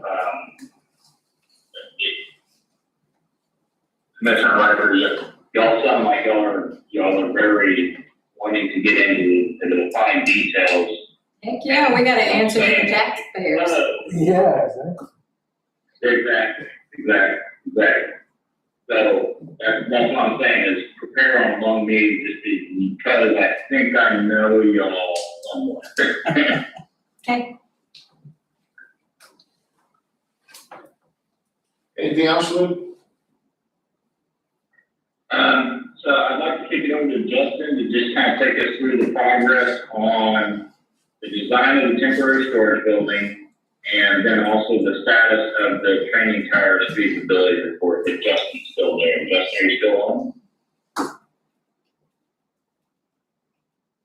I'm going to, can you hear me? You're good. Okay, so, yeah, the, storage building, we're working through engineer design with the consultants, structural, civil engineers, mechanical, plumbing, electrical. So all of that is coming together to be done. I have to remember the date off the top of my head, Luke. We're shooting for to get that submitted for permit and pricing at the end of this month, if I'm not mistaken. I think Carlos said that he thought he was gonna have the drawings out next Thursday. But that's just off of memory, Justin, don't ever put it on. Yeah, I think it's within the next 2 weeks. So then that will allow Christensen to prepare their amendment to the budget to add that building to the project. for you all to approve at a later meeting, or to review and disapprove or approve, I should say. Is that gonna come as a change order? So that's, I'm sorry? Is that gonna come as a change order or additional projects since we're at, we don't have enough in contingency to cover it? Yeah, so it would be as part of the reason, my understanding. Yes, that's correct, Justin. There will be a change order, and that's part of the reason we had to have the meeting that last week in May, is so that I can walk you through the numbers and show you where, this impacts us in our forecast, so that you understand where everything is allocated to and do the budget and all that stuff. So, Mr. Ryder, we have the funds to do the building, but I have to have y'all approve that, so that we can actually move forward on that. Does that make sense? Right, and that comes along with the towers, right? Yeah, well, towers are always, so towers are always budgeted in the original budget, so that, we're not doing a budget amendment for that. No, Budgeted as a, No, I mean, I understand. I think we're all waiting on the feasibility study on whether we'll, actually build 3 towers. And so just curious if the storage facility is actually a change order, because I think there was a mention in the last meeting that it couldn't be a change order because of the funds, that it was gonna be like almost like a separate project or addition. Is my understanding from the Yeah, last I'm gonna meeting, it track seems like that's changed. so I'm gonna track it like a separate project.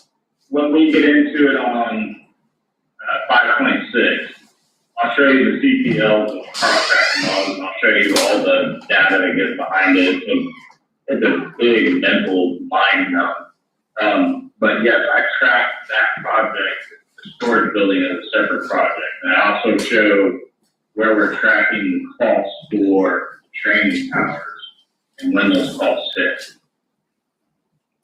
That makes sense. That functionally, it will be an amendment to Christensen's existing contract, correct?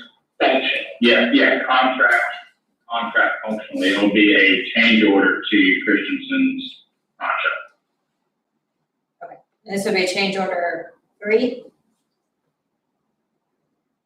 Oh, no, so we're up to, so change order 7 on Central. Well, but those aren't true. Those aren't true change orders, right? Because those are contingency. This is a new scope. Yes, Right? This is the first true change order to the Yeah, contract. that's what I was gonna say. I don't think it's a This change. will actually.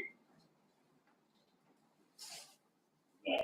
So, yeah, you know what I mean, it'll actually be a contract value at Christensen's overall contract. All the rest of the change orders prior to this are, either, credit to the contingency or, yeah, exactly. Yeah, but they're not change orders. They're just additions or amendments. I mean, change orders are where you're changing the actual GMP or addition to the contract. Like it's an additional scope. So I wouldn't classify it as a change order. I mean, I would classify this as a change order, the actual building, but not the rest of them. I don't think we've done any change orders past what the GMP and scope of the project was. There may be some different funding because things were higher or lower, or we may have added, an AD or whatever, but that should just come out of contingency. Correct. I just be careful, I just worry about us saying it's change order 7, right? Because that means we've changed the entire scope of the project 7 times, and we have to be careful of that. No, I just want you to be aware that when I come to the board and have y'all, after y'all sign off on doing the storage building, it's going to be labeled and documented as like probably change order 7 to the overall project, right? And don't let the number for you, you got it exactly right. There's a bunch of, credits and deducts and stuff like that that are coming out of contingency that don't have any effect on the overall contract value. This will have effect on the contract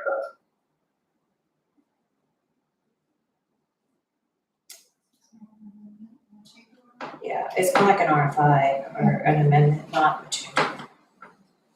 Just because to the public, it looks like we've changed, the board has changed around 7 times on construction, that means the GMP would change, but we're not changing the GMP. Yeah, it's more like a request for information or a proposal, RFP.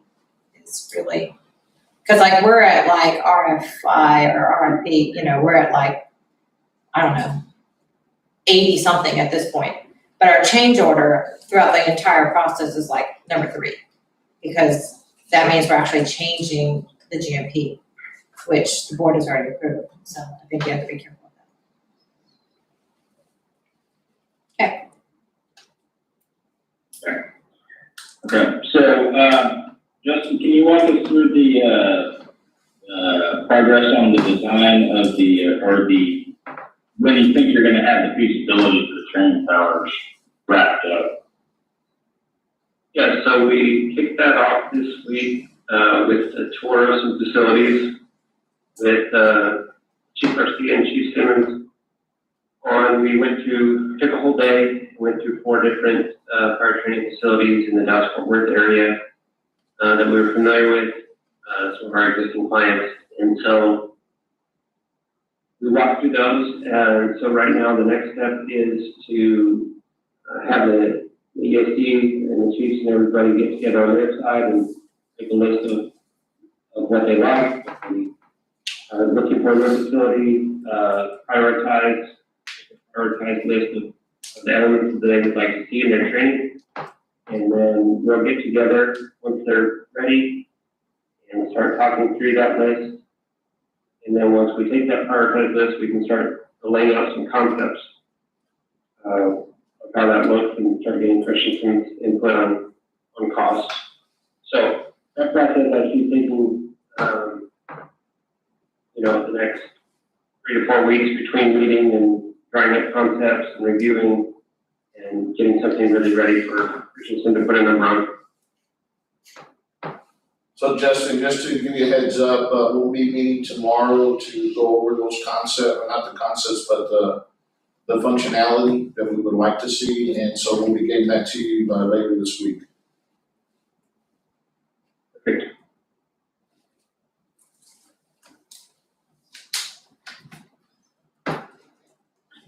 Okay, and with that, Chief, that kind of wraps up my stuff for the board.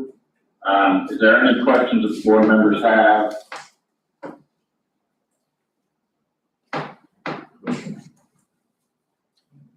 We'll save them for the 26th. Yeah. All right, Luke, I believe. Yeah, I'm sure y'all are gonna have a lot. Bring your notebook.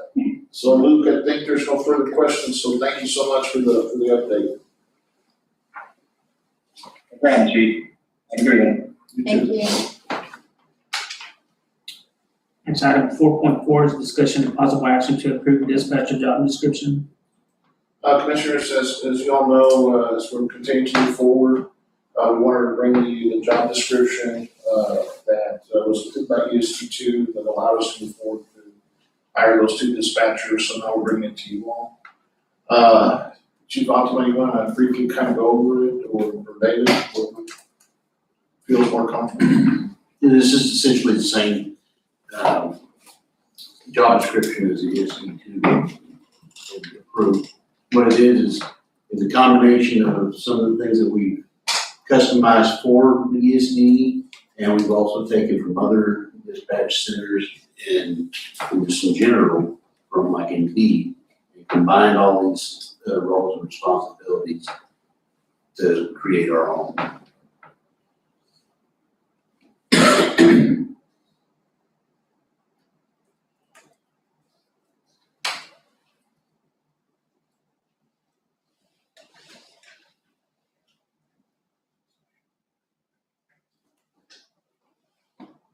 just a question, do you guys test them when you're hiring your dispatchers? Are you gonna test like their typing skills, their voice, radio, like enunciation and communication and things like that? Currently, we've got the validation test being created. We've got about 5 subject matter experts doing this validation test, and that will set the cutoff point and the criteria that we're going to expect from them.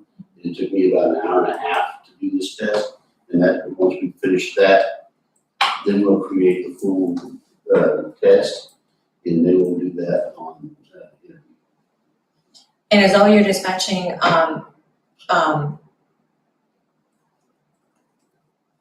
full language, like, in other words, do you guys, I don't know, I mean, I only did dispatch for police, so do you guys use any type of codes, or is it all full language? No, so we tend to follow NIPS and what goes through very English language. On the fire and EMS side, and I know law enforcement uses a lot of codes for certain reasons. You know, so no, ours will be plain English. The critical test, you know, it's a standard across the industry. It is very difficult. I took it the other day. It's been a while since I've taken it. It reminded me. It's difficult. It tests their typing speed, their grammar, multitasking. It really challenges multitasking skills. As far as their enunciation, that will probably come from the interview. We'll probably pick that stuff up there. Yeah, sometimes a good thing to do is record it, like have them read something out and you record it, and then you can listen to it later. I mean, it's what we did when we were in dispatch. It was stressful to a panel sitting there listening to you and you're trying to read something, right? Right. Especially under stress, so it's a good stress test because it is stressful to try to, you know, you have a panel of people on it, but it's good to record. And the enunciation is actually very important with the radio. There's times you can't understand what they're saying. So, Especially if you're out in the wind and, you know, or you have someone in distress, a firefighter or a medic in distress, you know, you'd be surprised like how quickly somebody's voice changes. And if your dispatcher's not calm and collected, then everything goes to hell in a handbasket. So. yeah, but I know David's been working on putting together the test and protocol and all that. So this, we definitely want to make sure we get the right people. Absolutely. It's your safety line. You should take the test. I'm just about to say. I was a dispatcher for 9 years. Yeah, I would be interested just to see. Okay. I'm good. I make a motion to approve the job description. Second. There's been a motion by Commissioner Riker, second by Commissioner Flores to approve the dispatcher's job description as presented. Any further discussions? No further discussions, all in favor say aye. Aye. Any nays? 4.5, discussion of possible action authorization to hire 2 public safety dispatchers. So Commissioners, just as we stated last month, so now that the job descriptions are approved, ESD2 approve those 2. Now we're asking that you all approve 2 for the ESD1 on the fire side. Dave, is there anything else you want to add? They'll be combined with the 4 dispatchers total, combined with the 2 ESPs. 48, 36 shifts. Each one of them have 12-hour shift. What's 1 per shift? 2. Or 2. And there'll be 1 per shift. Yeah, there'll be 2 day shift dispatchers that work opposite shifts and 2 night dispatchers.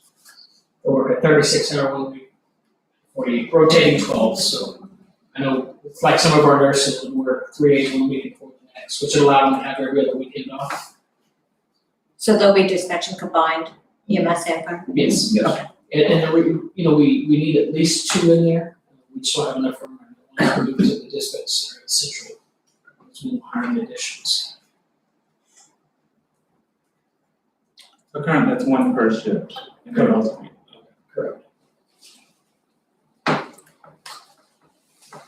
So just a quick question, like, so I'm just curious, so when you're doing like the emergency, like say someone's having a heart attack, right? Your dispatcher is trying to give medical advice or response. Who's dispatching and monitoring the units at the same time? So in this scenario, it would be that call taker, it would be call taker and dispatcher. If we wanted to hire or authorize the other positions, so that's something that we would consider, and fit two people in really tight in mobile homes back there, could we do it? That's optimal, that's the best scenario that we can have. It would be tight quarters. I mean, I understand we don't have tons of hall right now, but I just think about if I'm trying to instruct someone how to give CPR and I have to stress a citizen because their loved one's on the floor. At the same time, I'm trying to look out for my fire units and my MS units. I just think as good as you are multitasking, it could propose to me a safety issue. Yeah, and today was a really good example of that. I mean, it was call article and some bad calls. So I'm sure we could take to ESD 2 if we wanted to increase that so we can have 2 24/7. Like I said, that's optimal. The managers will have a CAD system and radiation access as well. This is. Maybe we start with this, but maybe something we work to, just because I imagine as call volume goes up and, we grow, I just think, I want whoever's focusing in on the firefighters and the EMS people to be focused on that versus, I think it's challenging, right? Because you're obviously gonna go to whoever's most in distress, which would be the person over the phone. And I worry about our firefighters and EMS personnel, truly being watched like we should. It's the whole reason why we did it. So I just think it's something we should consider. And don't be surprised, once we get this off the ground, we might come back to you and say, we were all right when we got that burden, But again, we're working with limited space, so we felt we'll start with 4, get all the training out of the way, all the EFD, EMD, all that stuff. And what I like about this bringing in now is that they're also going to be integral in developing the matrix that's going to go into the CAD system, so they're going to have a lot of input because we're just starting that process now. And You'll lose some of them. You think so? Well, you'll lose them because they'll want to become EMS paramedic. True. You will. Now we're using this for recruiting too. Yeah. So. It's true. There was people who went into dispatchers who always want to be a police officer. Don't think about it that way, maybe. It's a good thing. But as soon as you train them, they'll, I want to be a firefighter. So which is, to me, is, nice, and then so we move to the bigger facility, and bring that, so now we have some seasoned people that were there from, to help build the CAD system in the matrix, so. And budget-wise? Budget-wise, we're gonna bring down the staffing, and right now we're gonna bring it to you later, I think next month. We're gonna have that to you. But right now, I have them with insurance and taxes, their annual salary will be $91,000. And that's with full That's with benefits. full benefits and everything. What's the base without benefits? The base is without 50. 50? Yeah, and then I also included some unscheduled overtime in there, so they have extra. As I say, originally it was like right at 76, wasn't Not for dispatchers. 70. it? It was 70 something that we approved. For dispatchers? Including the. It was like the last meeting or a couple meetings ago, because you said the base was 50 and that was all in, it's like 76,000 and something. And I went back and I've been playing with the overtime rates, unscheduled overtime, so I added that in for cushioning as well, because I just guessed on unscheduled overtime. And what would be your plans as hiring these individuals? What would be the plans is to win? As soon as everything is set, like I said, we're developing the testing protocol and all that, so what are we thinking? So myself, Chief Lee, Mr. Hargrave, we have a meeting scheduled tomorrow afternoon to start talking about the interview process. I think we have Chief Simmons about 8 dispatcher candidates so far. Yeah. Say again? Yes, sir. 8. So we'll talk about a timeline of interviewing because we're trying to time it just right of when the furniture can be installed in the back, internet connectivity, the CAD system. We're trying to time everything just right. Hopefully within the next couple months. We might be able to bring them in a little bit early to start the training process, but going live, I think it'll be a couple months. I'm just trying to figure, is it already budgeted? Because I think we had a discussion back as to what hiring was there gonna be for the 2022? We And are then- gonna bring that to you, but it's not. There was only, I think, 3 firefighters that were on the schedule to be hired, or? Yes. Yes. So, yes, you all did not authorize anything. So only what you had authorized before, and you all didn't authorize anything. So as we stated then, we're gonna come back to you all with a full-fledged staffing plan, because it's important that as we move forward, we need to know if as commissioners are on board or not, right? Because that's gonna allow us to figure out, okay, how we're gonna run stations and so on and so forth. So we're almost there. Again, it's a lot of work, pulling the numbers, crunching, looking, at the whole organization as a whole. Where are we today? Where do we want to be, 2, 3, 4, 5 years down the line? So we want to bring all that to you all to kind of look at it as a whole. Now, as a staffing plan, if you approve it or don't approve it, it's a plan. We can get adjusted every year, but we need a target to go for, to shoot for. So we know what we should be looking for. So these dispatching positions will be part of that. You base it on like your volume, like as you grow, like as you expand, can you base your second plan on that? The staffing? Yeah, so one of the things that, the original plan was to build one station at a time, right? But as we started looking into it, we started realizing based on COVID and supply chain issues and prices going, increasing that, it was gonna be better just to try to do 3 stations, which we're in the middle of now. So that changed the whole thing, right? Because we're gonna say, okay, build a station, we hire, bring it in. So that's the reason we're having to revamp the whole thing.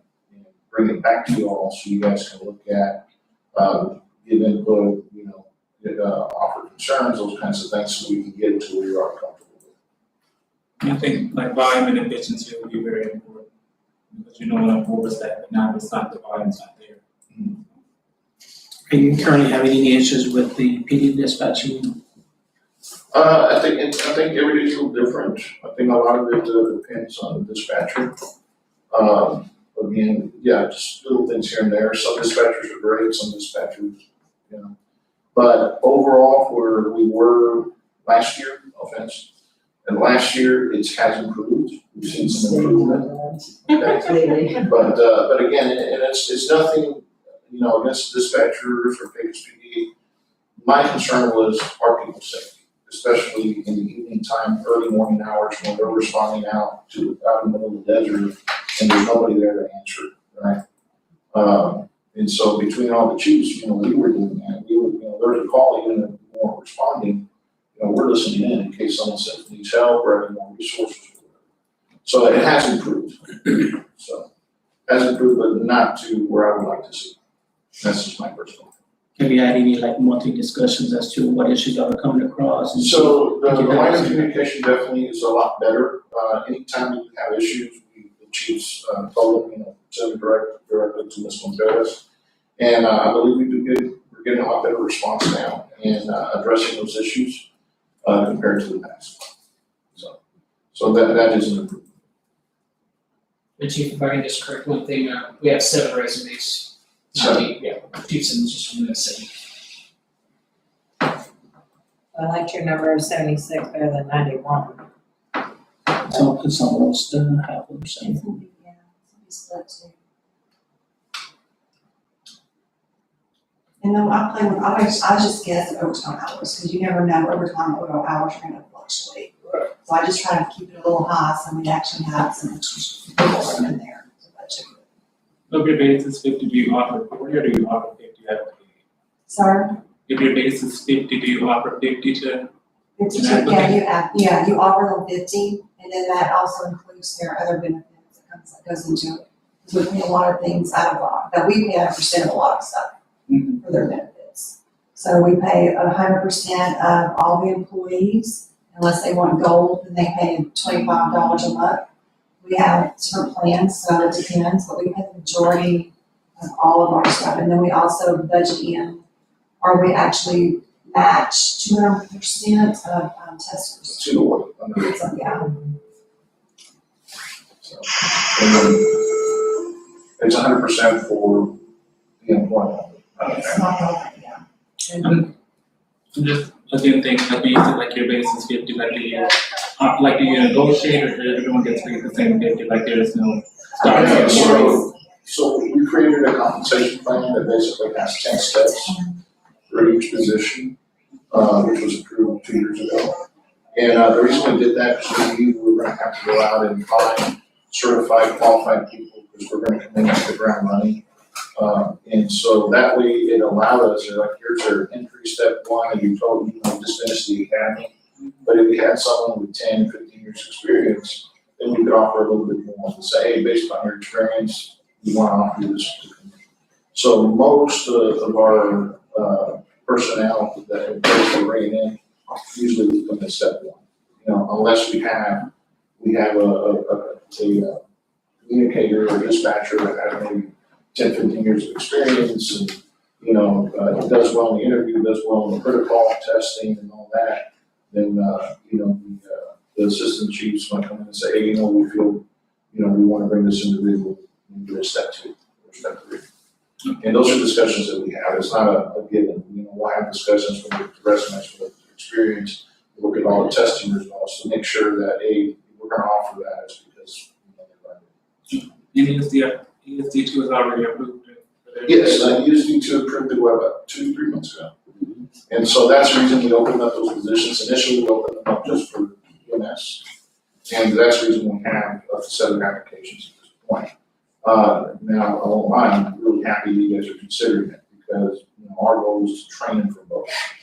These 4 dispatchers, we want them cross-trained. So that way they can help each other out. It's EMS or fire, they're trained in the same systems. All right, well, I'll make a motion, there's no other questions. Second.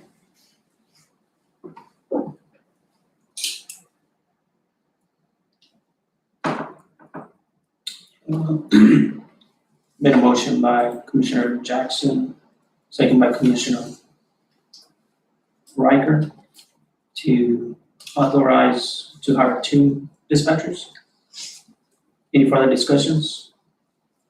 No further discussions, all in favor say aye. Aye. Aye.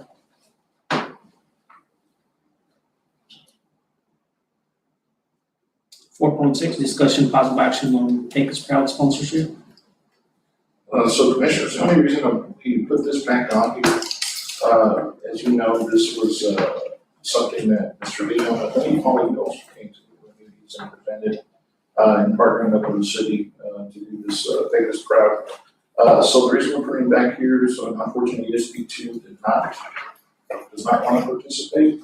So then we want to bring it back to you all because I'm not sure how that would work. If the expectation is that ESD one would take the full amount, or they just still have to pay that 50%. So that's the reason we asked Holly to come back and see if she can shine some light, maybe ask her some questions. And that way you all can give us direction on how you want to proceed. So can I clarify, the amount that was originally agreed to was 75,000? That was going to be shared between ESD 1 and 2?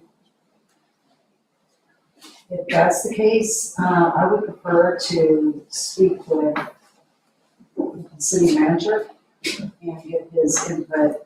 We are asking for 75,000 from each taxing entity. And it was, I want to say it was an exception initially to allow the sharing on ESD 1 and 2. But I won't sit here and make that final call. I'll leave that up to our city manager and I'll have to discuss it with him, which I can't do until next week. He's out of town until next week.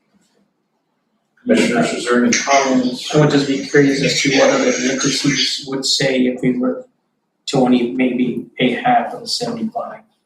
Because of the prior agreement that we had is that we paid 50%.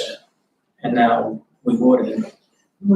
So yeah, and because I wasn't part of that conversation, and I wasn't aware that there was a 50%, it was not explained to me that way. But the way it has been explained to all of the taxing entities is 75,000. And we had 2 that were free, paying 75,000. The school is on board, and we'll be for 75,000. In all fairness, I can't speak for the other taxing entities. How would it look? I don't know if it would be received well. Yeah, well, I'm just curious to what they would say up in, but But again, not being a part of the conversation, if there was a conversation saying 50% for each one, that kind of changes a little bit, so. I realized 75, and then I think when I was here the last time I said 75,000, and then we were anticipating increasing it because of the cost of operation. Has increased extensively, as y'all know. And so, that was supposed to happen, probably up to next fiscal year, which is actually one. Everybody's been paying, and being billed January, so again, I will. Well, I would ask that Ms. Clark, if we're going to participate in some future, but it's, because we only, like the hospital participates, but we get sales tax. So it's different. Like we can say it may not have been budgeted, because we only get based off of property taxes and what we budget, right? And so, when the community ask about it, we can say, okay, well, we didn't pay it out of property taxes, we paid it out of sales taxes, which you guys don't get, right? So, there's a difference, right? Because we get additional money and we can justify it with the additional sales tax money. I think and I'm just gonna speak openly, I think we were a little disappointed in the agreement that was gonna happen with Pace Volunteer Fire Department. We all have our position on that, but I think it was disappointing to know what the charge was going to be for us to, and you may not be a part of that, but. I'm not sure, there's several things that happened with the volunteer Yes, fire department, so It's okay. I want to guess which one you're talking about, or if it's just in reference to, the SD2 is that the volunteer fire department? No, it's EMS, right? This is the other half of this one. Okay, again, I don't want to speak out of turn because we had something in our council last week, so I'm just not sure. Sure.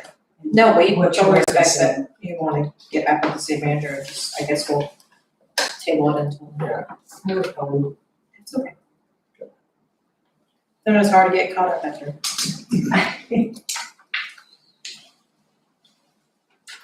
so 4.6 for table. Thank you. No, this is, I made some notes for him, but. Yeah, if he has any questions, Trent, just don't call me. I will, and I'll give him an update, it's Monday, once he gets back, and you said you understand. Yeah. But if there's something else that comes up, shoot me an email and call me. Yeah, I'll be going for an email or Respond phone back call. again. Thank you all very much. Thank you for coming. 4.7, discussion possible action to authorize accepting applications for volunteer firefighters position. So Commissioners, all we're doing is, coming back to you all on the policies that we produced. And, we would truly like to get this program off the ground. It's just authorizing some volunteer firefighter positions so we can actually open those up and start taking applications. Chief, you want to talk a little bit about what your thoughts are on numbers and that kind of thing? Sure, let me get caught back up. We're talking about the volunteers here. I was yesterday in the radio traffic. 4.7. Okay, so I believe, going back in our staffing plan, we came up with a number of 25 volunteer personnel that we could, between the two districts, that we could somehow combine between the two districts to have volunteer EMS providers as well as volunteer firefighters. So, on paper, we showed it as basically 12.5 firefighters and 12.5 EMS providers. However, that's obviously not realistic. More likely, we're going to see a lot more volunteer persons that want to come in as a volunteer firefighter rather than a volunteer EMS provider. So I sat down with Chief Alcamo on the SD2 and we discussed it, and the figure he's wanting to go with is 6 EMS providers and allow us to have the 19 firefighter positions. So we wanted to bring it to you all to see what your opinion is and to see if we can move forward with accepting applications for the volunteer firefighters. So right now, again, what we were looking at is 19 to 20 volunteer firefighters. We do have a lot of interest out there, so we do believe that we're gonna have people coming and applying. The cost, you wanna speak to that? Cost as far as For the the bill stipends? or the stipends? The stipends, they're only allowed to what the IRS minimum is, which is 12,000, or 20% of whatever the first step is. Whatever position. Whatever position. Position field. So a firefighter would get 12,000, is where an assistant chief would get, Battalion chief. battalion chief, I'm sorry, would get 20,000 for this. Do you give any benefits or anything? No, it's all stipend, all goes into 1099 and responsible for all their taxes. So, Commissioner Jackson, that, the only benefit they would get, of course, is we would provide all the PPE, we would provide the training and all that. So those are some of the actual like medical, management, and all that. Sure. Now, testers, so testers, so I need back up a little bit, testers to get approved, so it is a retirement system. That's the most important benefit. Yeah, so that was approved, so that, the ESD would take on that retirement system, so that would be the one benefit. With those 19 positions or whatever comes out, does that include like Monterey volunteers? Yes, sir. Any, right now, the eligibility is anyone within the county or within the districts. Yeah, we're out there countywide and see, who wants to apply. Again, as we talked before, we hope that we can get some of the biggest volunteers to join us.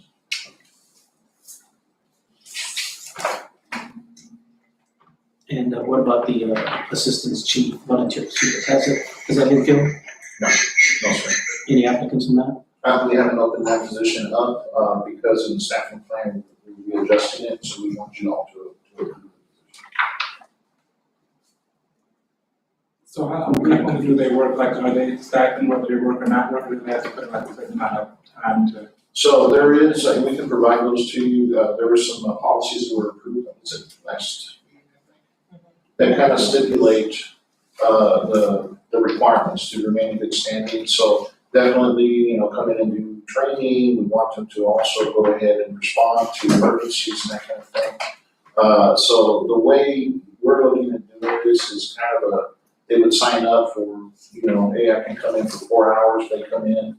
Once they're done with the training, they're gonna get a uniform just like us, they're gonna get assigned to a truck with the career staff, and they respond, just like a regular firefighter. Now, we do have some training requirements that, and the reason for that is we just wanna make sure that they have the basic, knowledge in order to be able to respond and be safe out of the field.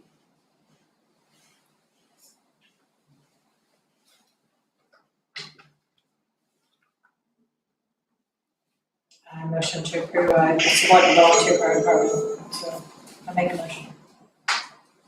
Sure. 19.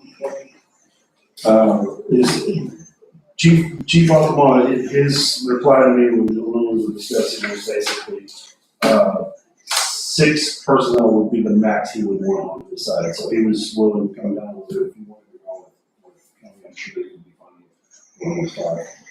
It's up to you how you want to proceed, or we could just start with the 19. We really don't anticipate getting many EMS providers, that's not normal. I mean, if we do, it'd be great, but that's pretty typical. I'm good with what you guys feel like you need. Okay, we'll go with the 19 then, we'll start with that. There was a motion by Commissioner Bradford, second by Commissioner Flores, to authorize accepting applications for volunteers positions. Any further discussions? No further discussions, all in favor say aye. Aye. Any nays?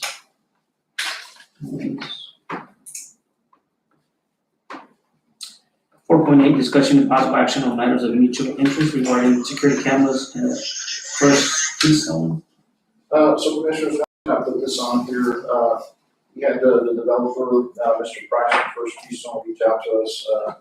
Like we mentioned in the past, there has been some thefts here in this particular area where the industrial park. We've been very fortunate, and I got to tip my hat to David, because he's put up the cameras and everything. I think that's been a deterrent, but some of our neighbors have had been stolen. So So first, Keystone reached out and they wanted to know if ESD would be interested in funding some additional cameras that would actually go out around the roadways and that kind of thing.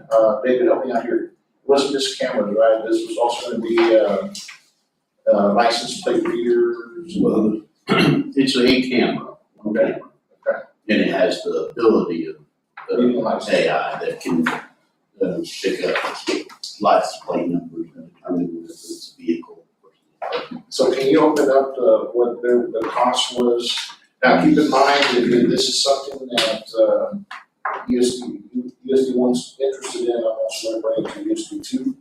It's not past this, but, 4.8, well, I got 5 attachments on mine. Oh, you're on the public site. It was, I Oh, can you- change it to where it can be public, because we locked it because it was an email correspondence.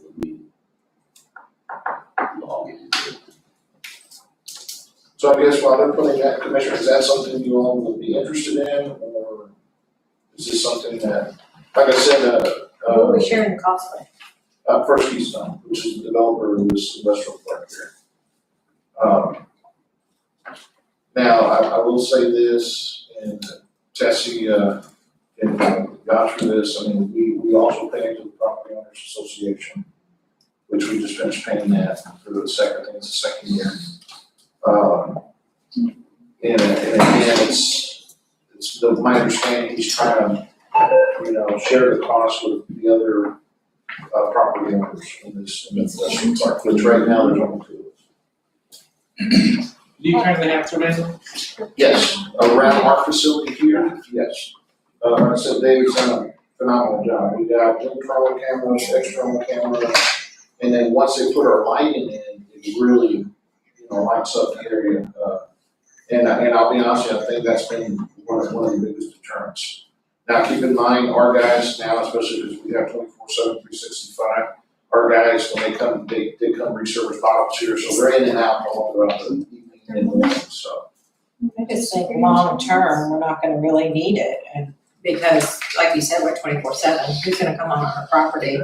I mean, it'd be pretty bold, and to me, it becomes a criminal matter at that point. So, I mean, cameras usually should be an investment, somewhat of PD also, or the SO, whoever checks jurisdiction. So, if y'all want my 2 cents, or what I would recommend, I can give that to you all, if you'd like. We know. I would say we hold, I mean, I'm not for it right now. I just think that maybe you can contact Sheriff's Office and do close patrols and to Yeah. something. Yeah, we have. And, but again, there was a BPX next door that had like 30 catalytic converters stolen from their trucks and all that, so. But, That's probably an inside job that somebody knows. but here's, I saw that. yeah, so we were able to catch from our camera, which we provided to law enforcement, and you could tell it was a car with 2 people in it, and we would got that, but we couldn't get them because they stopped here, looked, and then they moved on, and they wouldn't have been, so. But again, we did ask, we did reach out to PD and, to do a, close patrol throughout the evenings, which I believe they're doing. And of course, we told our guys too, that, hey, you're coming over at 3 in the morning to resurface something or get supplies, give a quick scan around the area, and if you see something going to report it. So that's basically that. And I think more operational you'll get, the less the surrounding people will get hit because you guys will be 24/7 and eyes on, and they gotta know we have cameras. And, I mean, I just, maybe later, but not right now.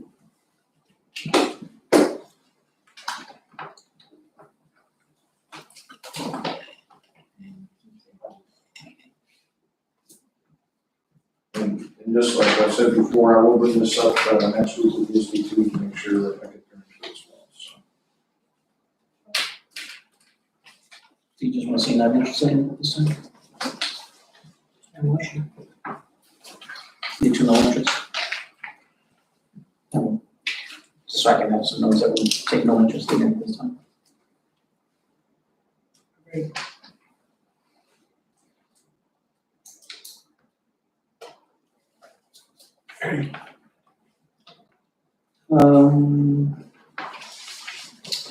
We'll now go into closed session. Gentlemen, before you start, Oh. is Chief Simmons to present, since he, 2.2? Ready? Come back to, yeah, What number is that? 2.2.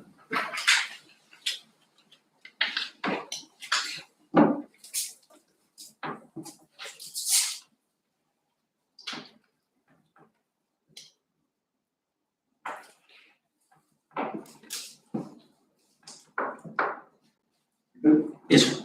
Sorry. no, sorry. Go ahead. Good evening, Commissioners.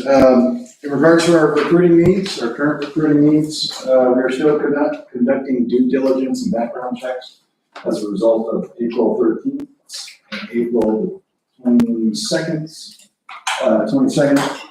testing process, it's both a written and physical agility process. So as a result of that, we're still doing background checks.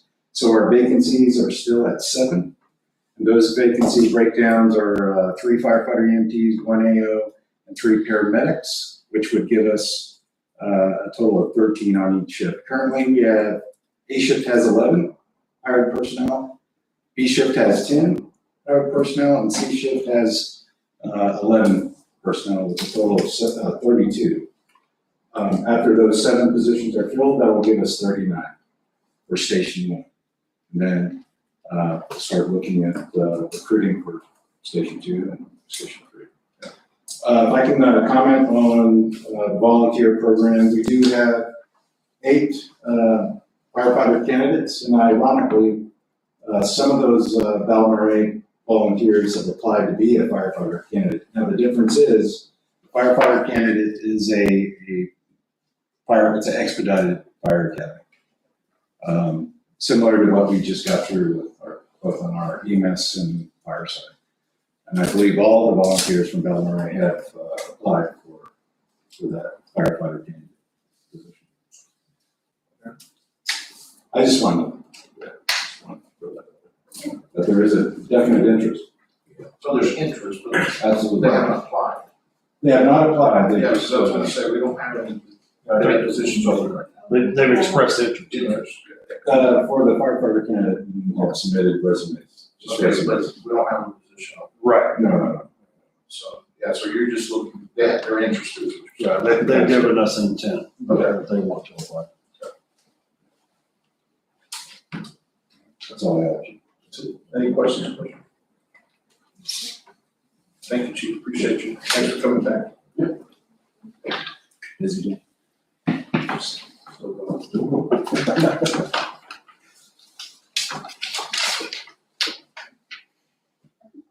Excuse me, everyone, before you go into executive session, I just wanted to remind you all about your canvassing meeting, next Tuesday, to canvass the results of the annexation election. They're still waiting on some more late ballots to come in, but it does look like, everything passed, completely, in both within Valmarais and within the state. So, wanted to remind you all. And of course, I also remind you that only 2 board members need to be present to canvass the results. What date is that again? Excuse me. 17th, Regina, correct? 17. May 17th is the Sorry? canvassing? Yes, May 17th, next Tuesday. Where is it at? And it's gonna be here, correct? Yes.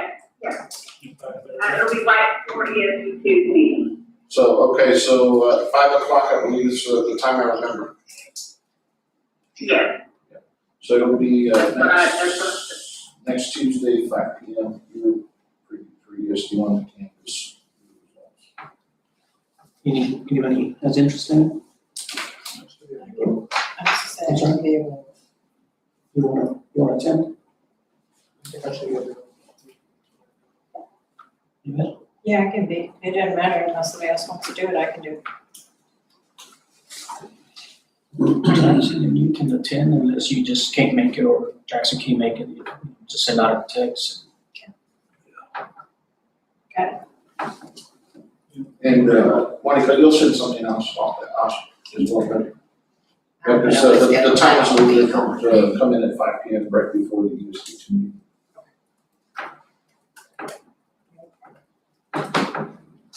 Anything else? Regina, anything else? That's all I have. Thank you. So at this time, we'll go into executive session. This time is 7:52. Under discussion and possible action on personnel matters and consultation with legal counsel is provided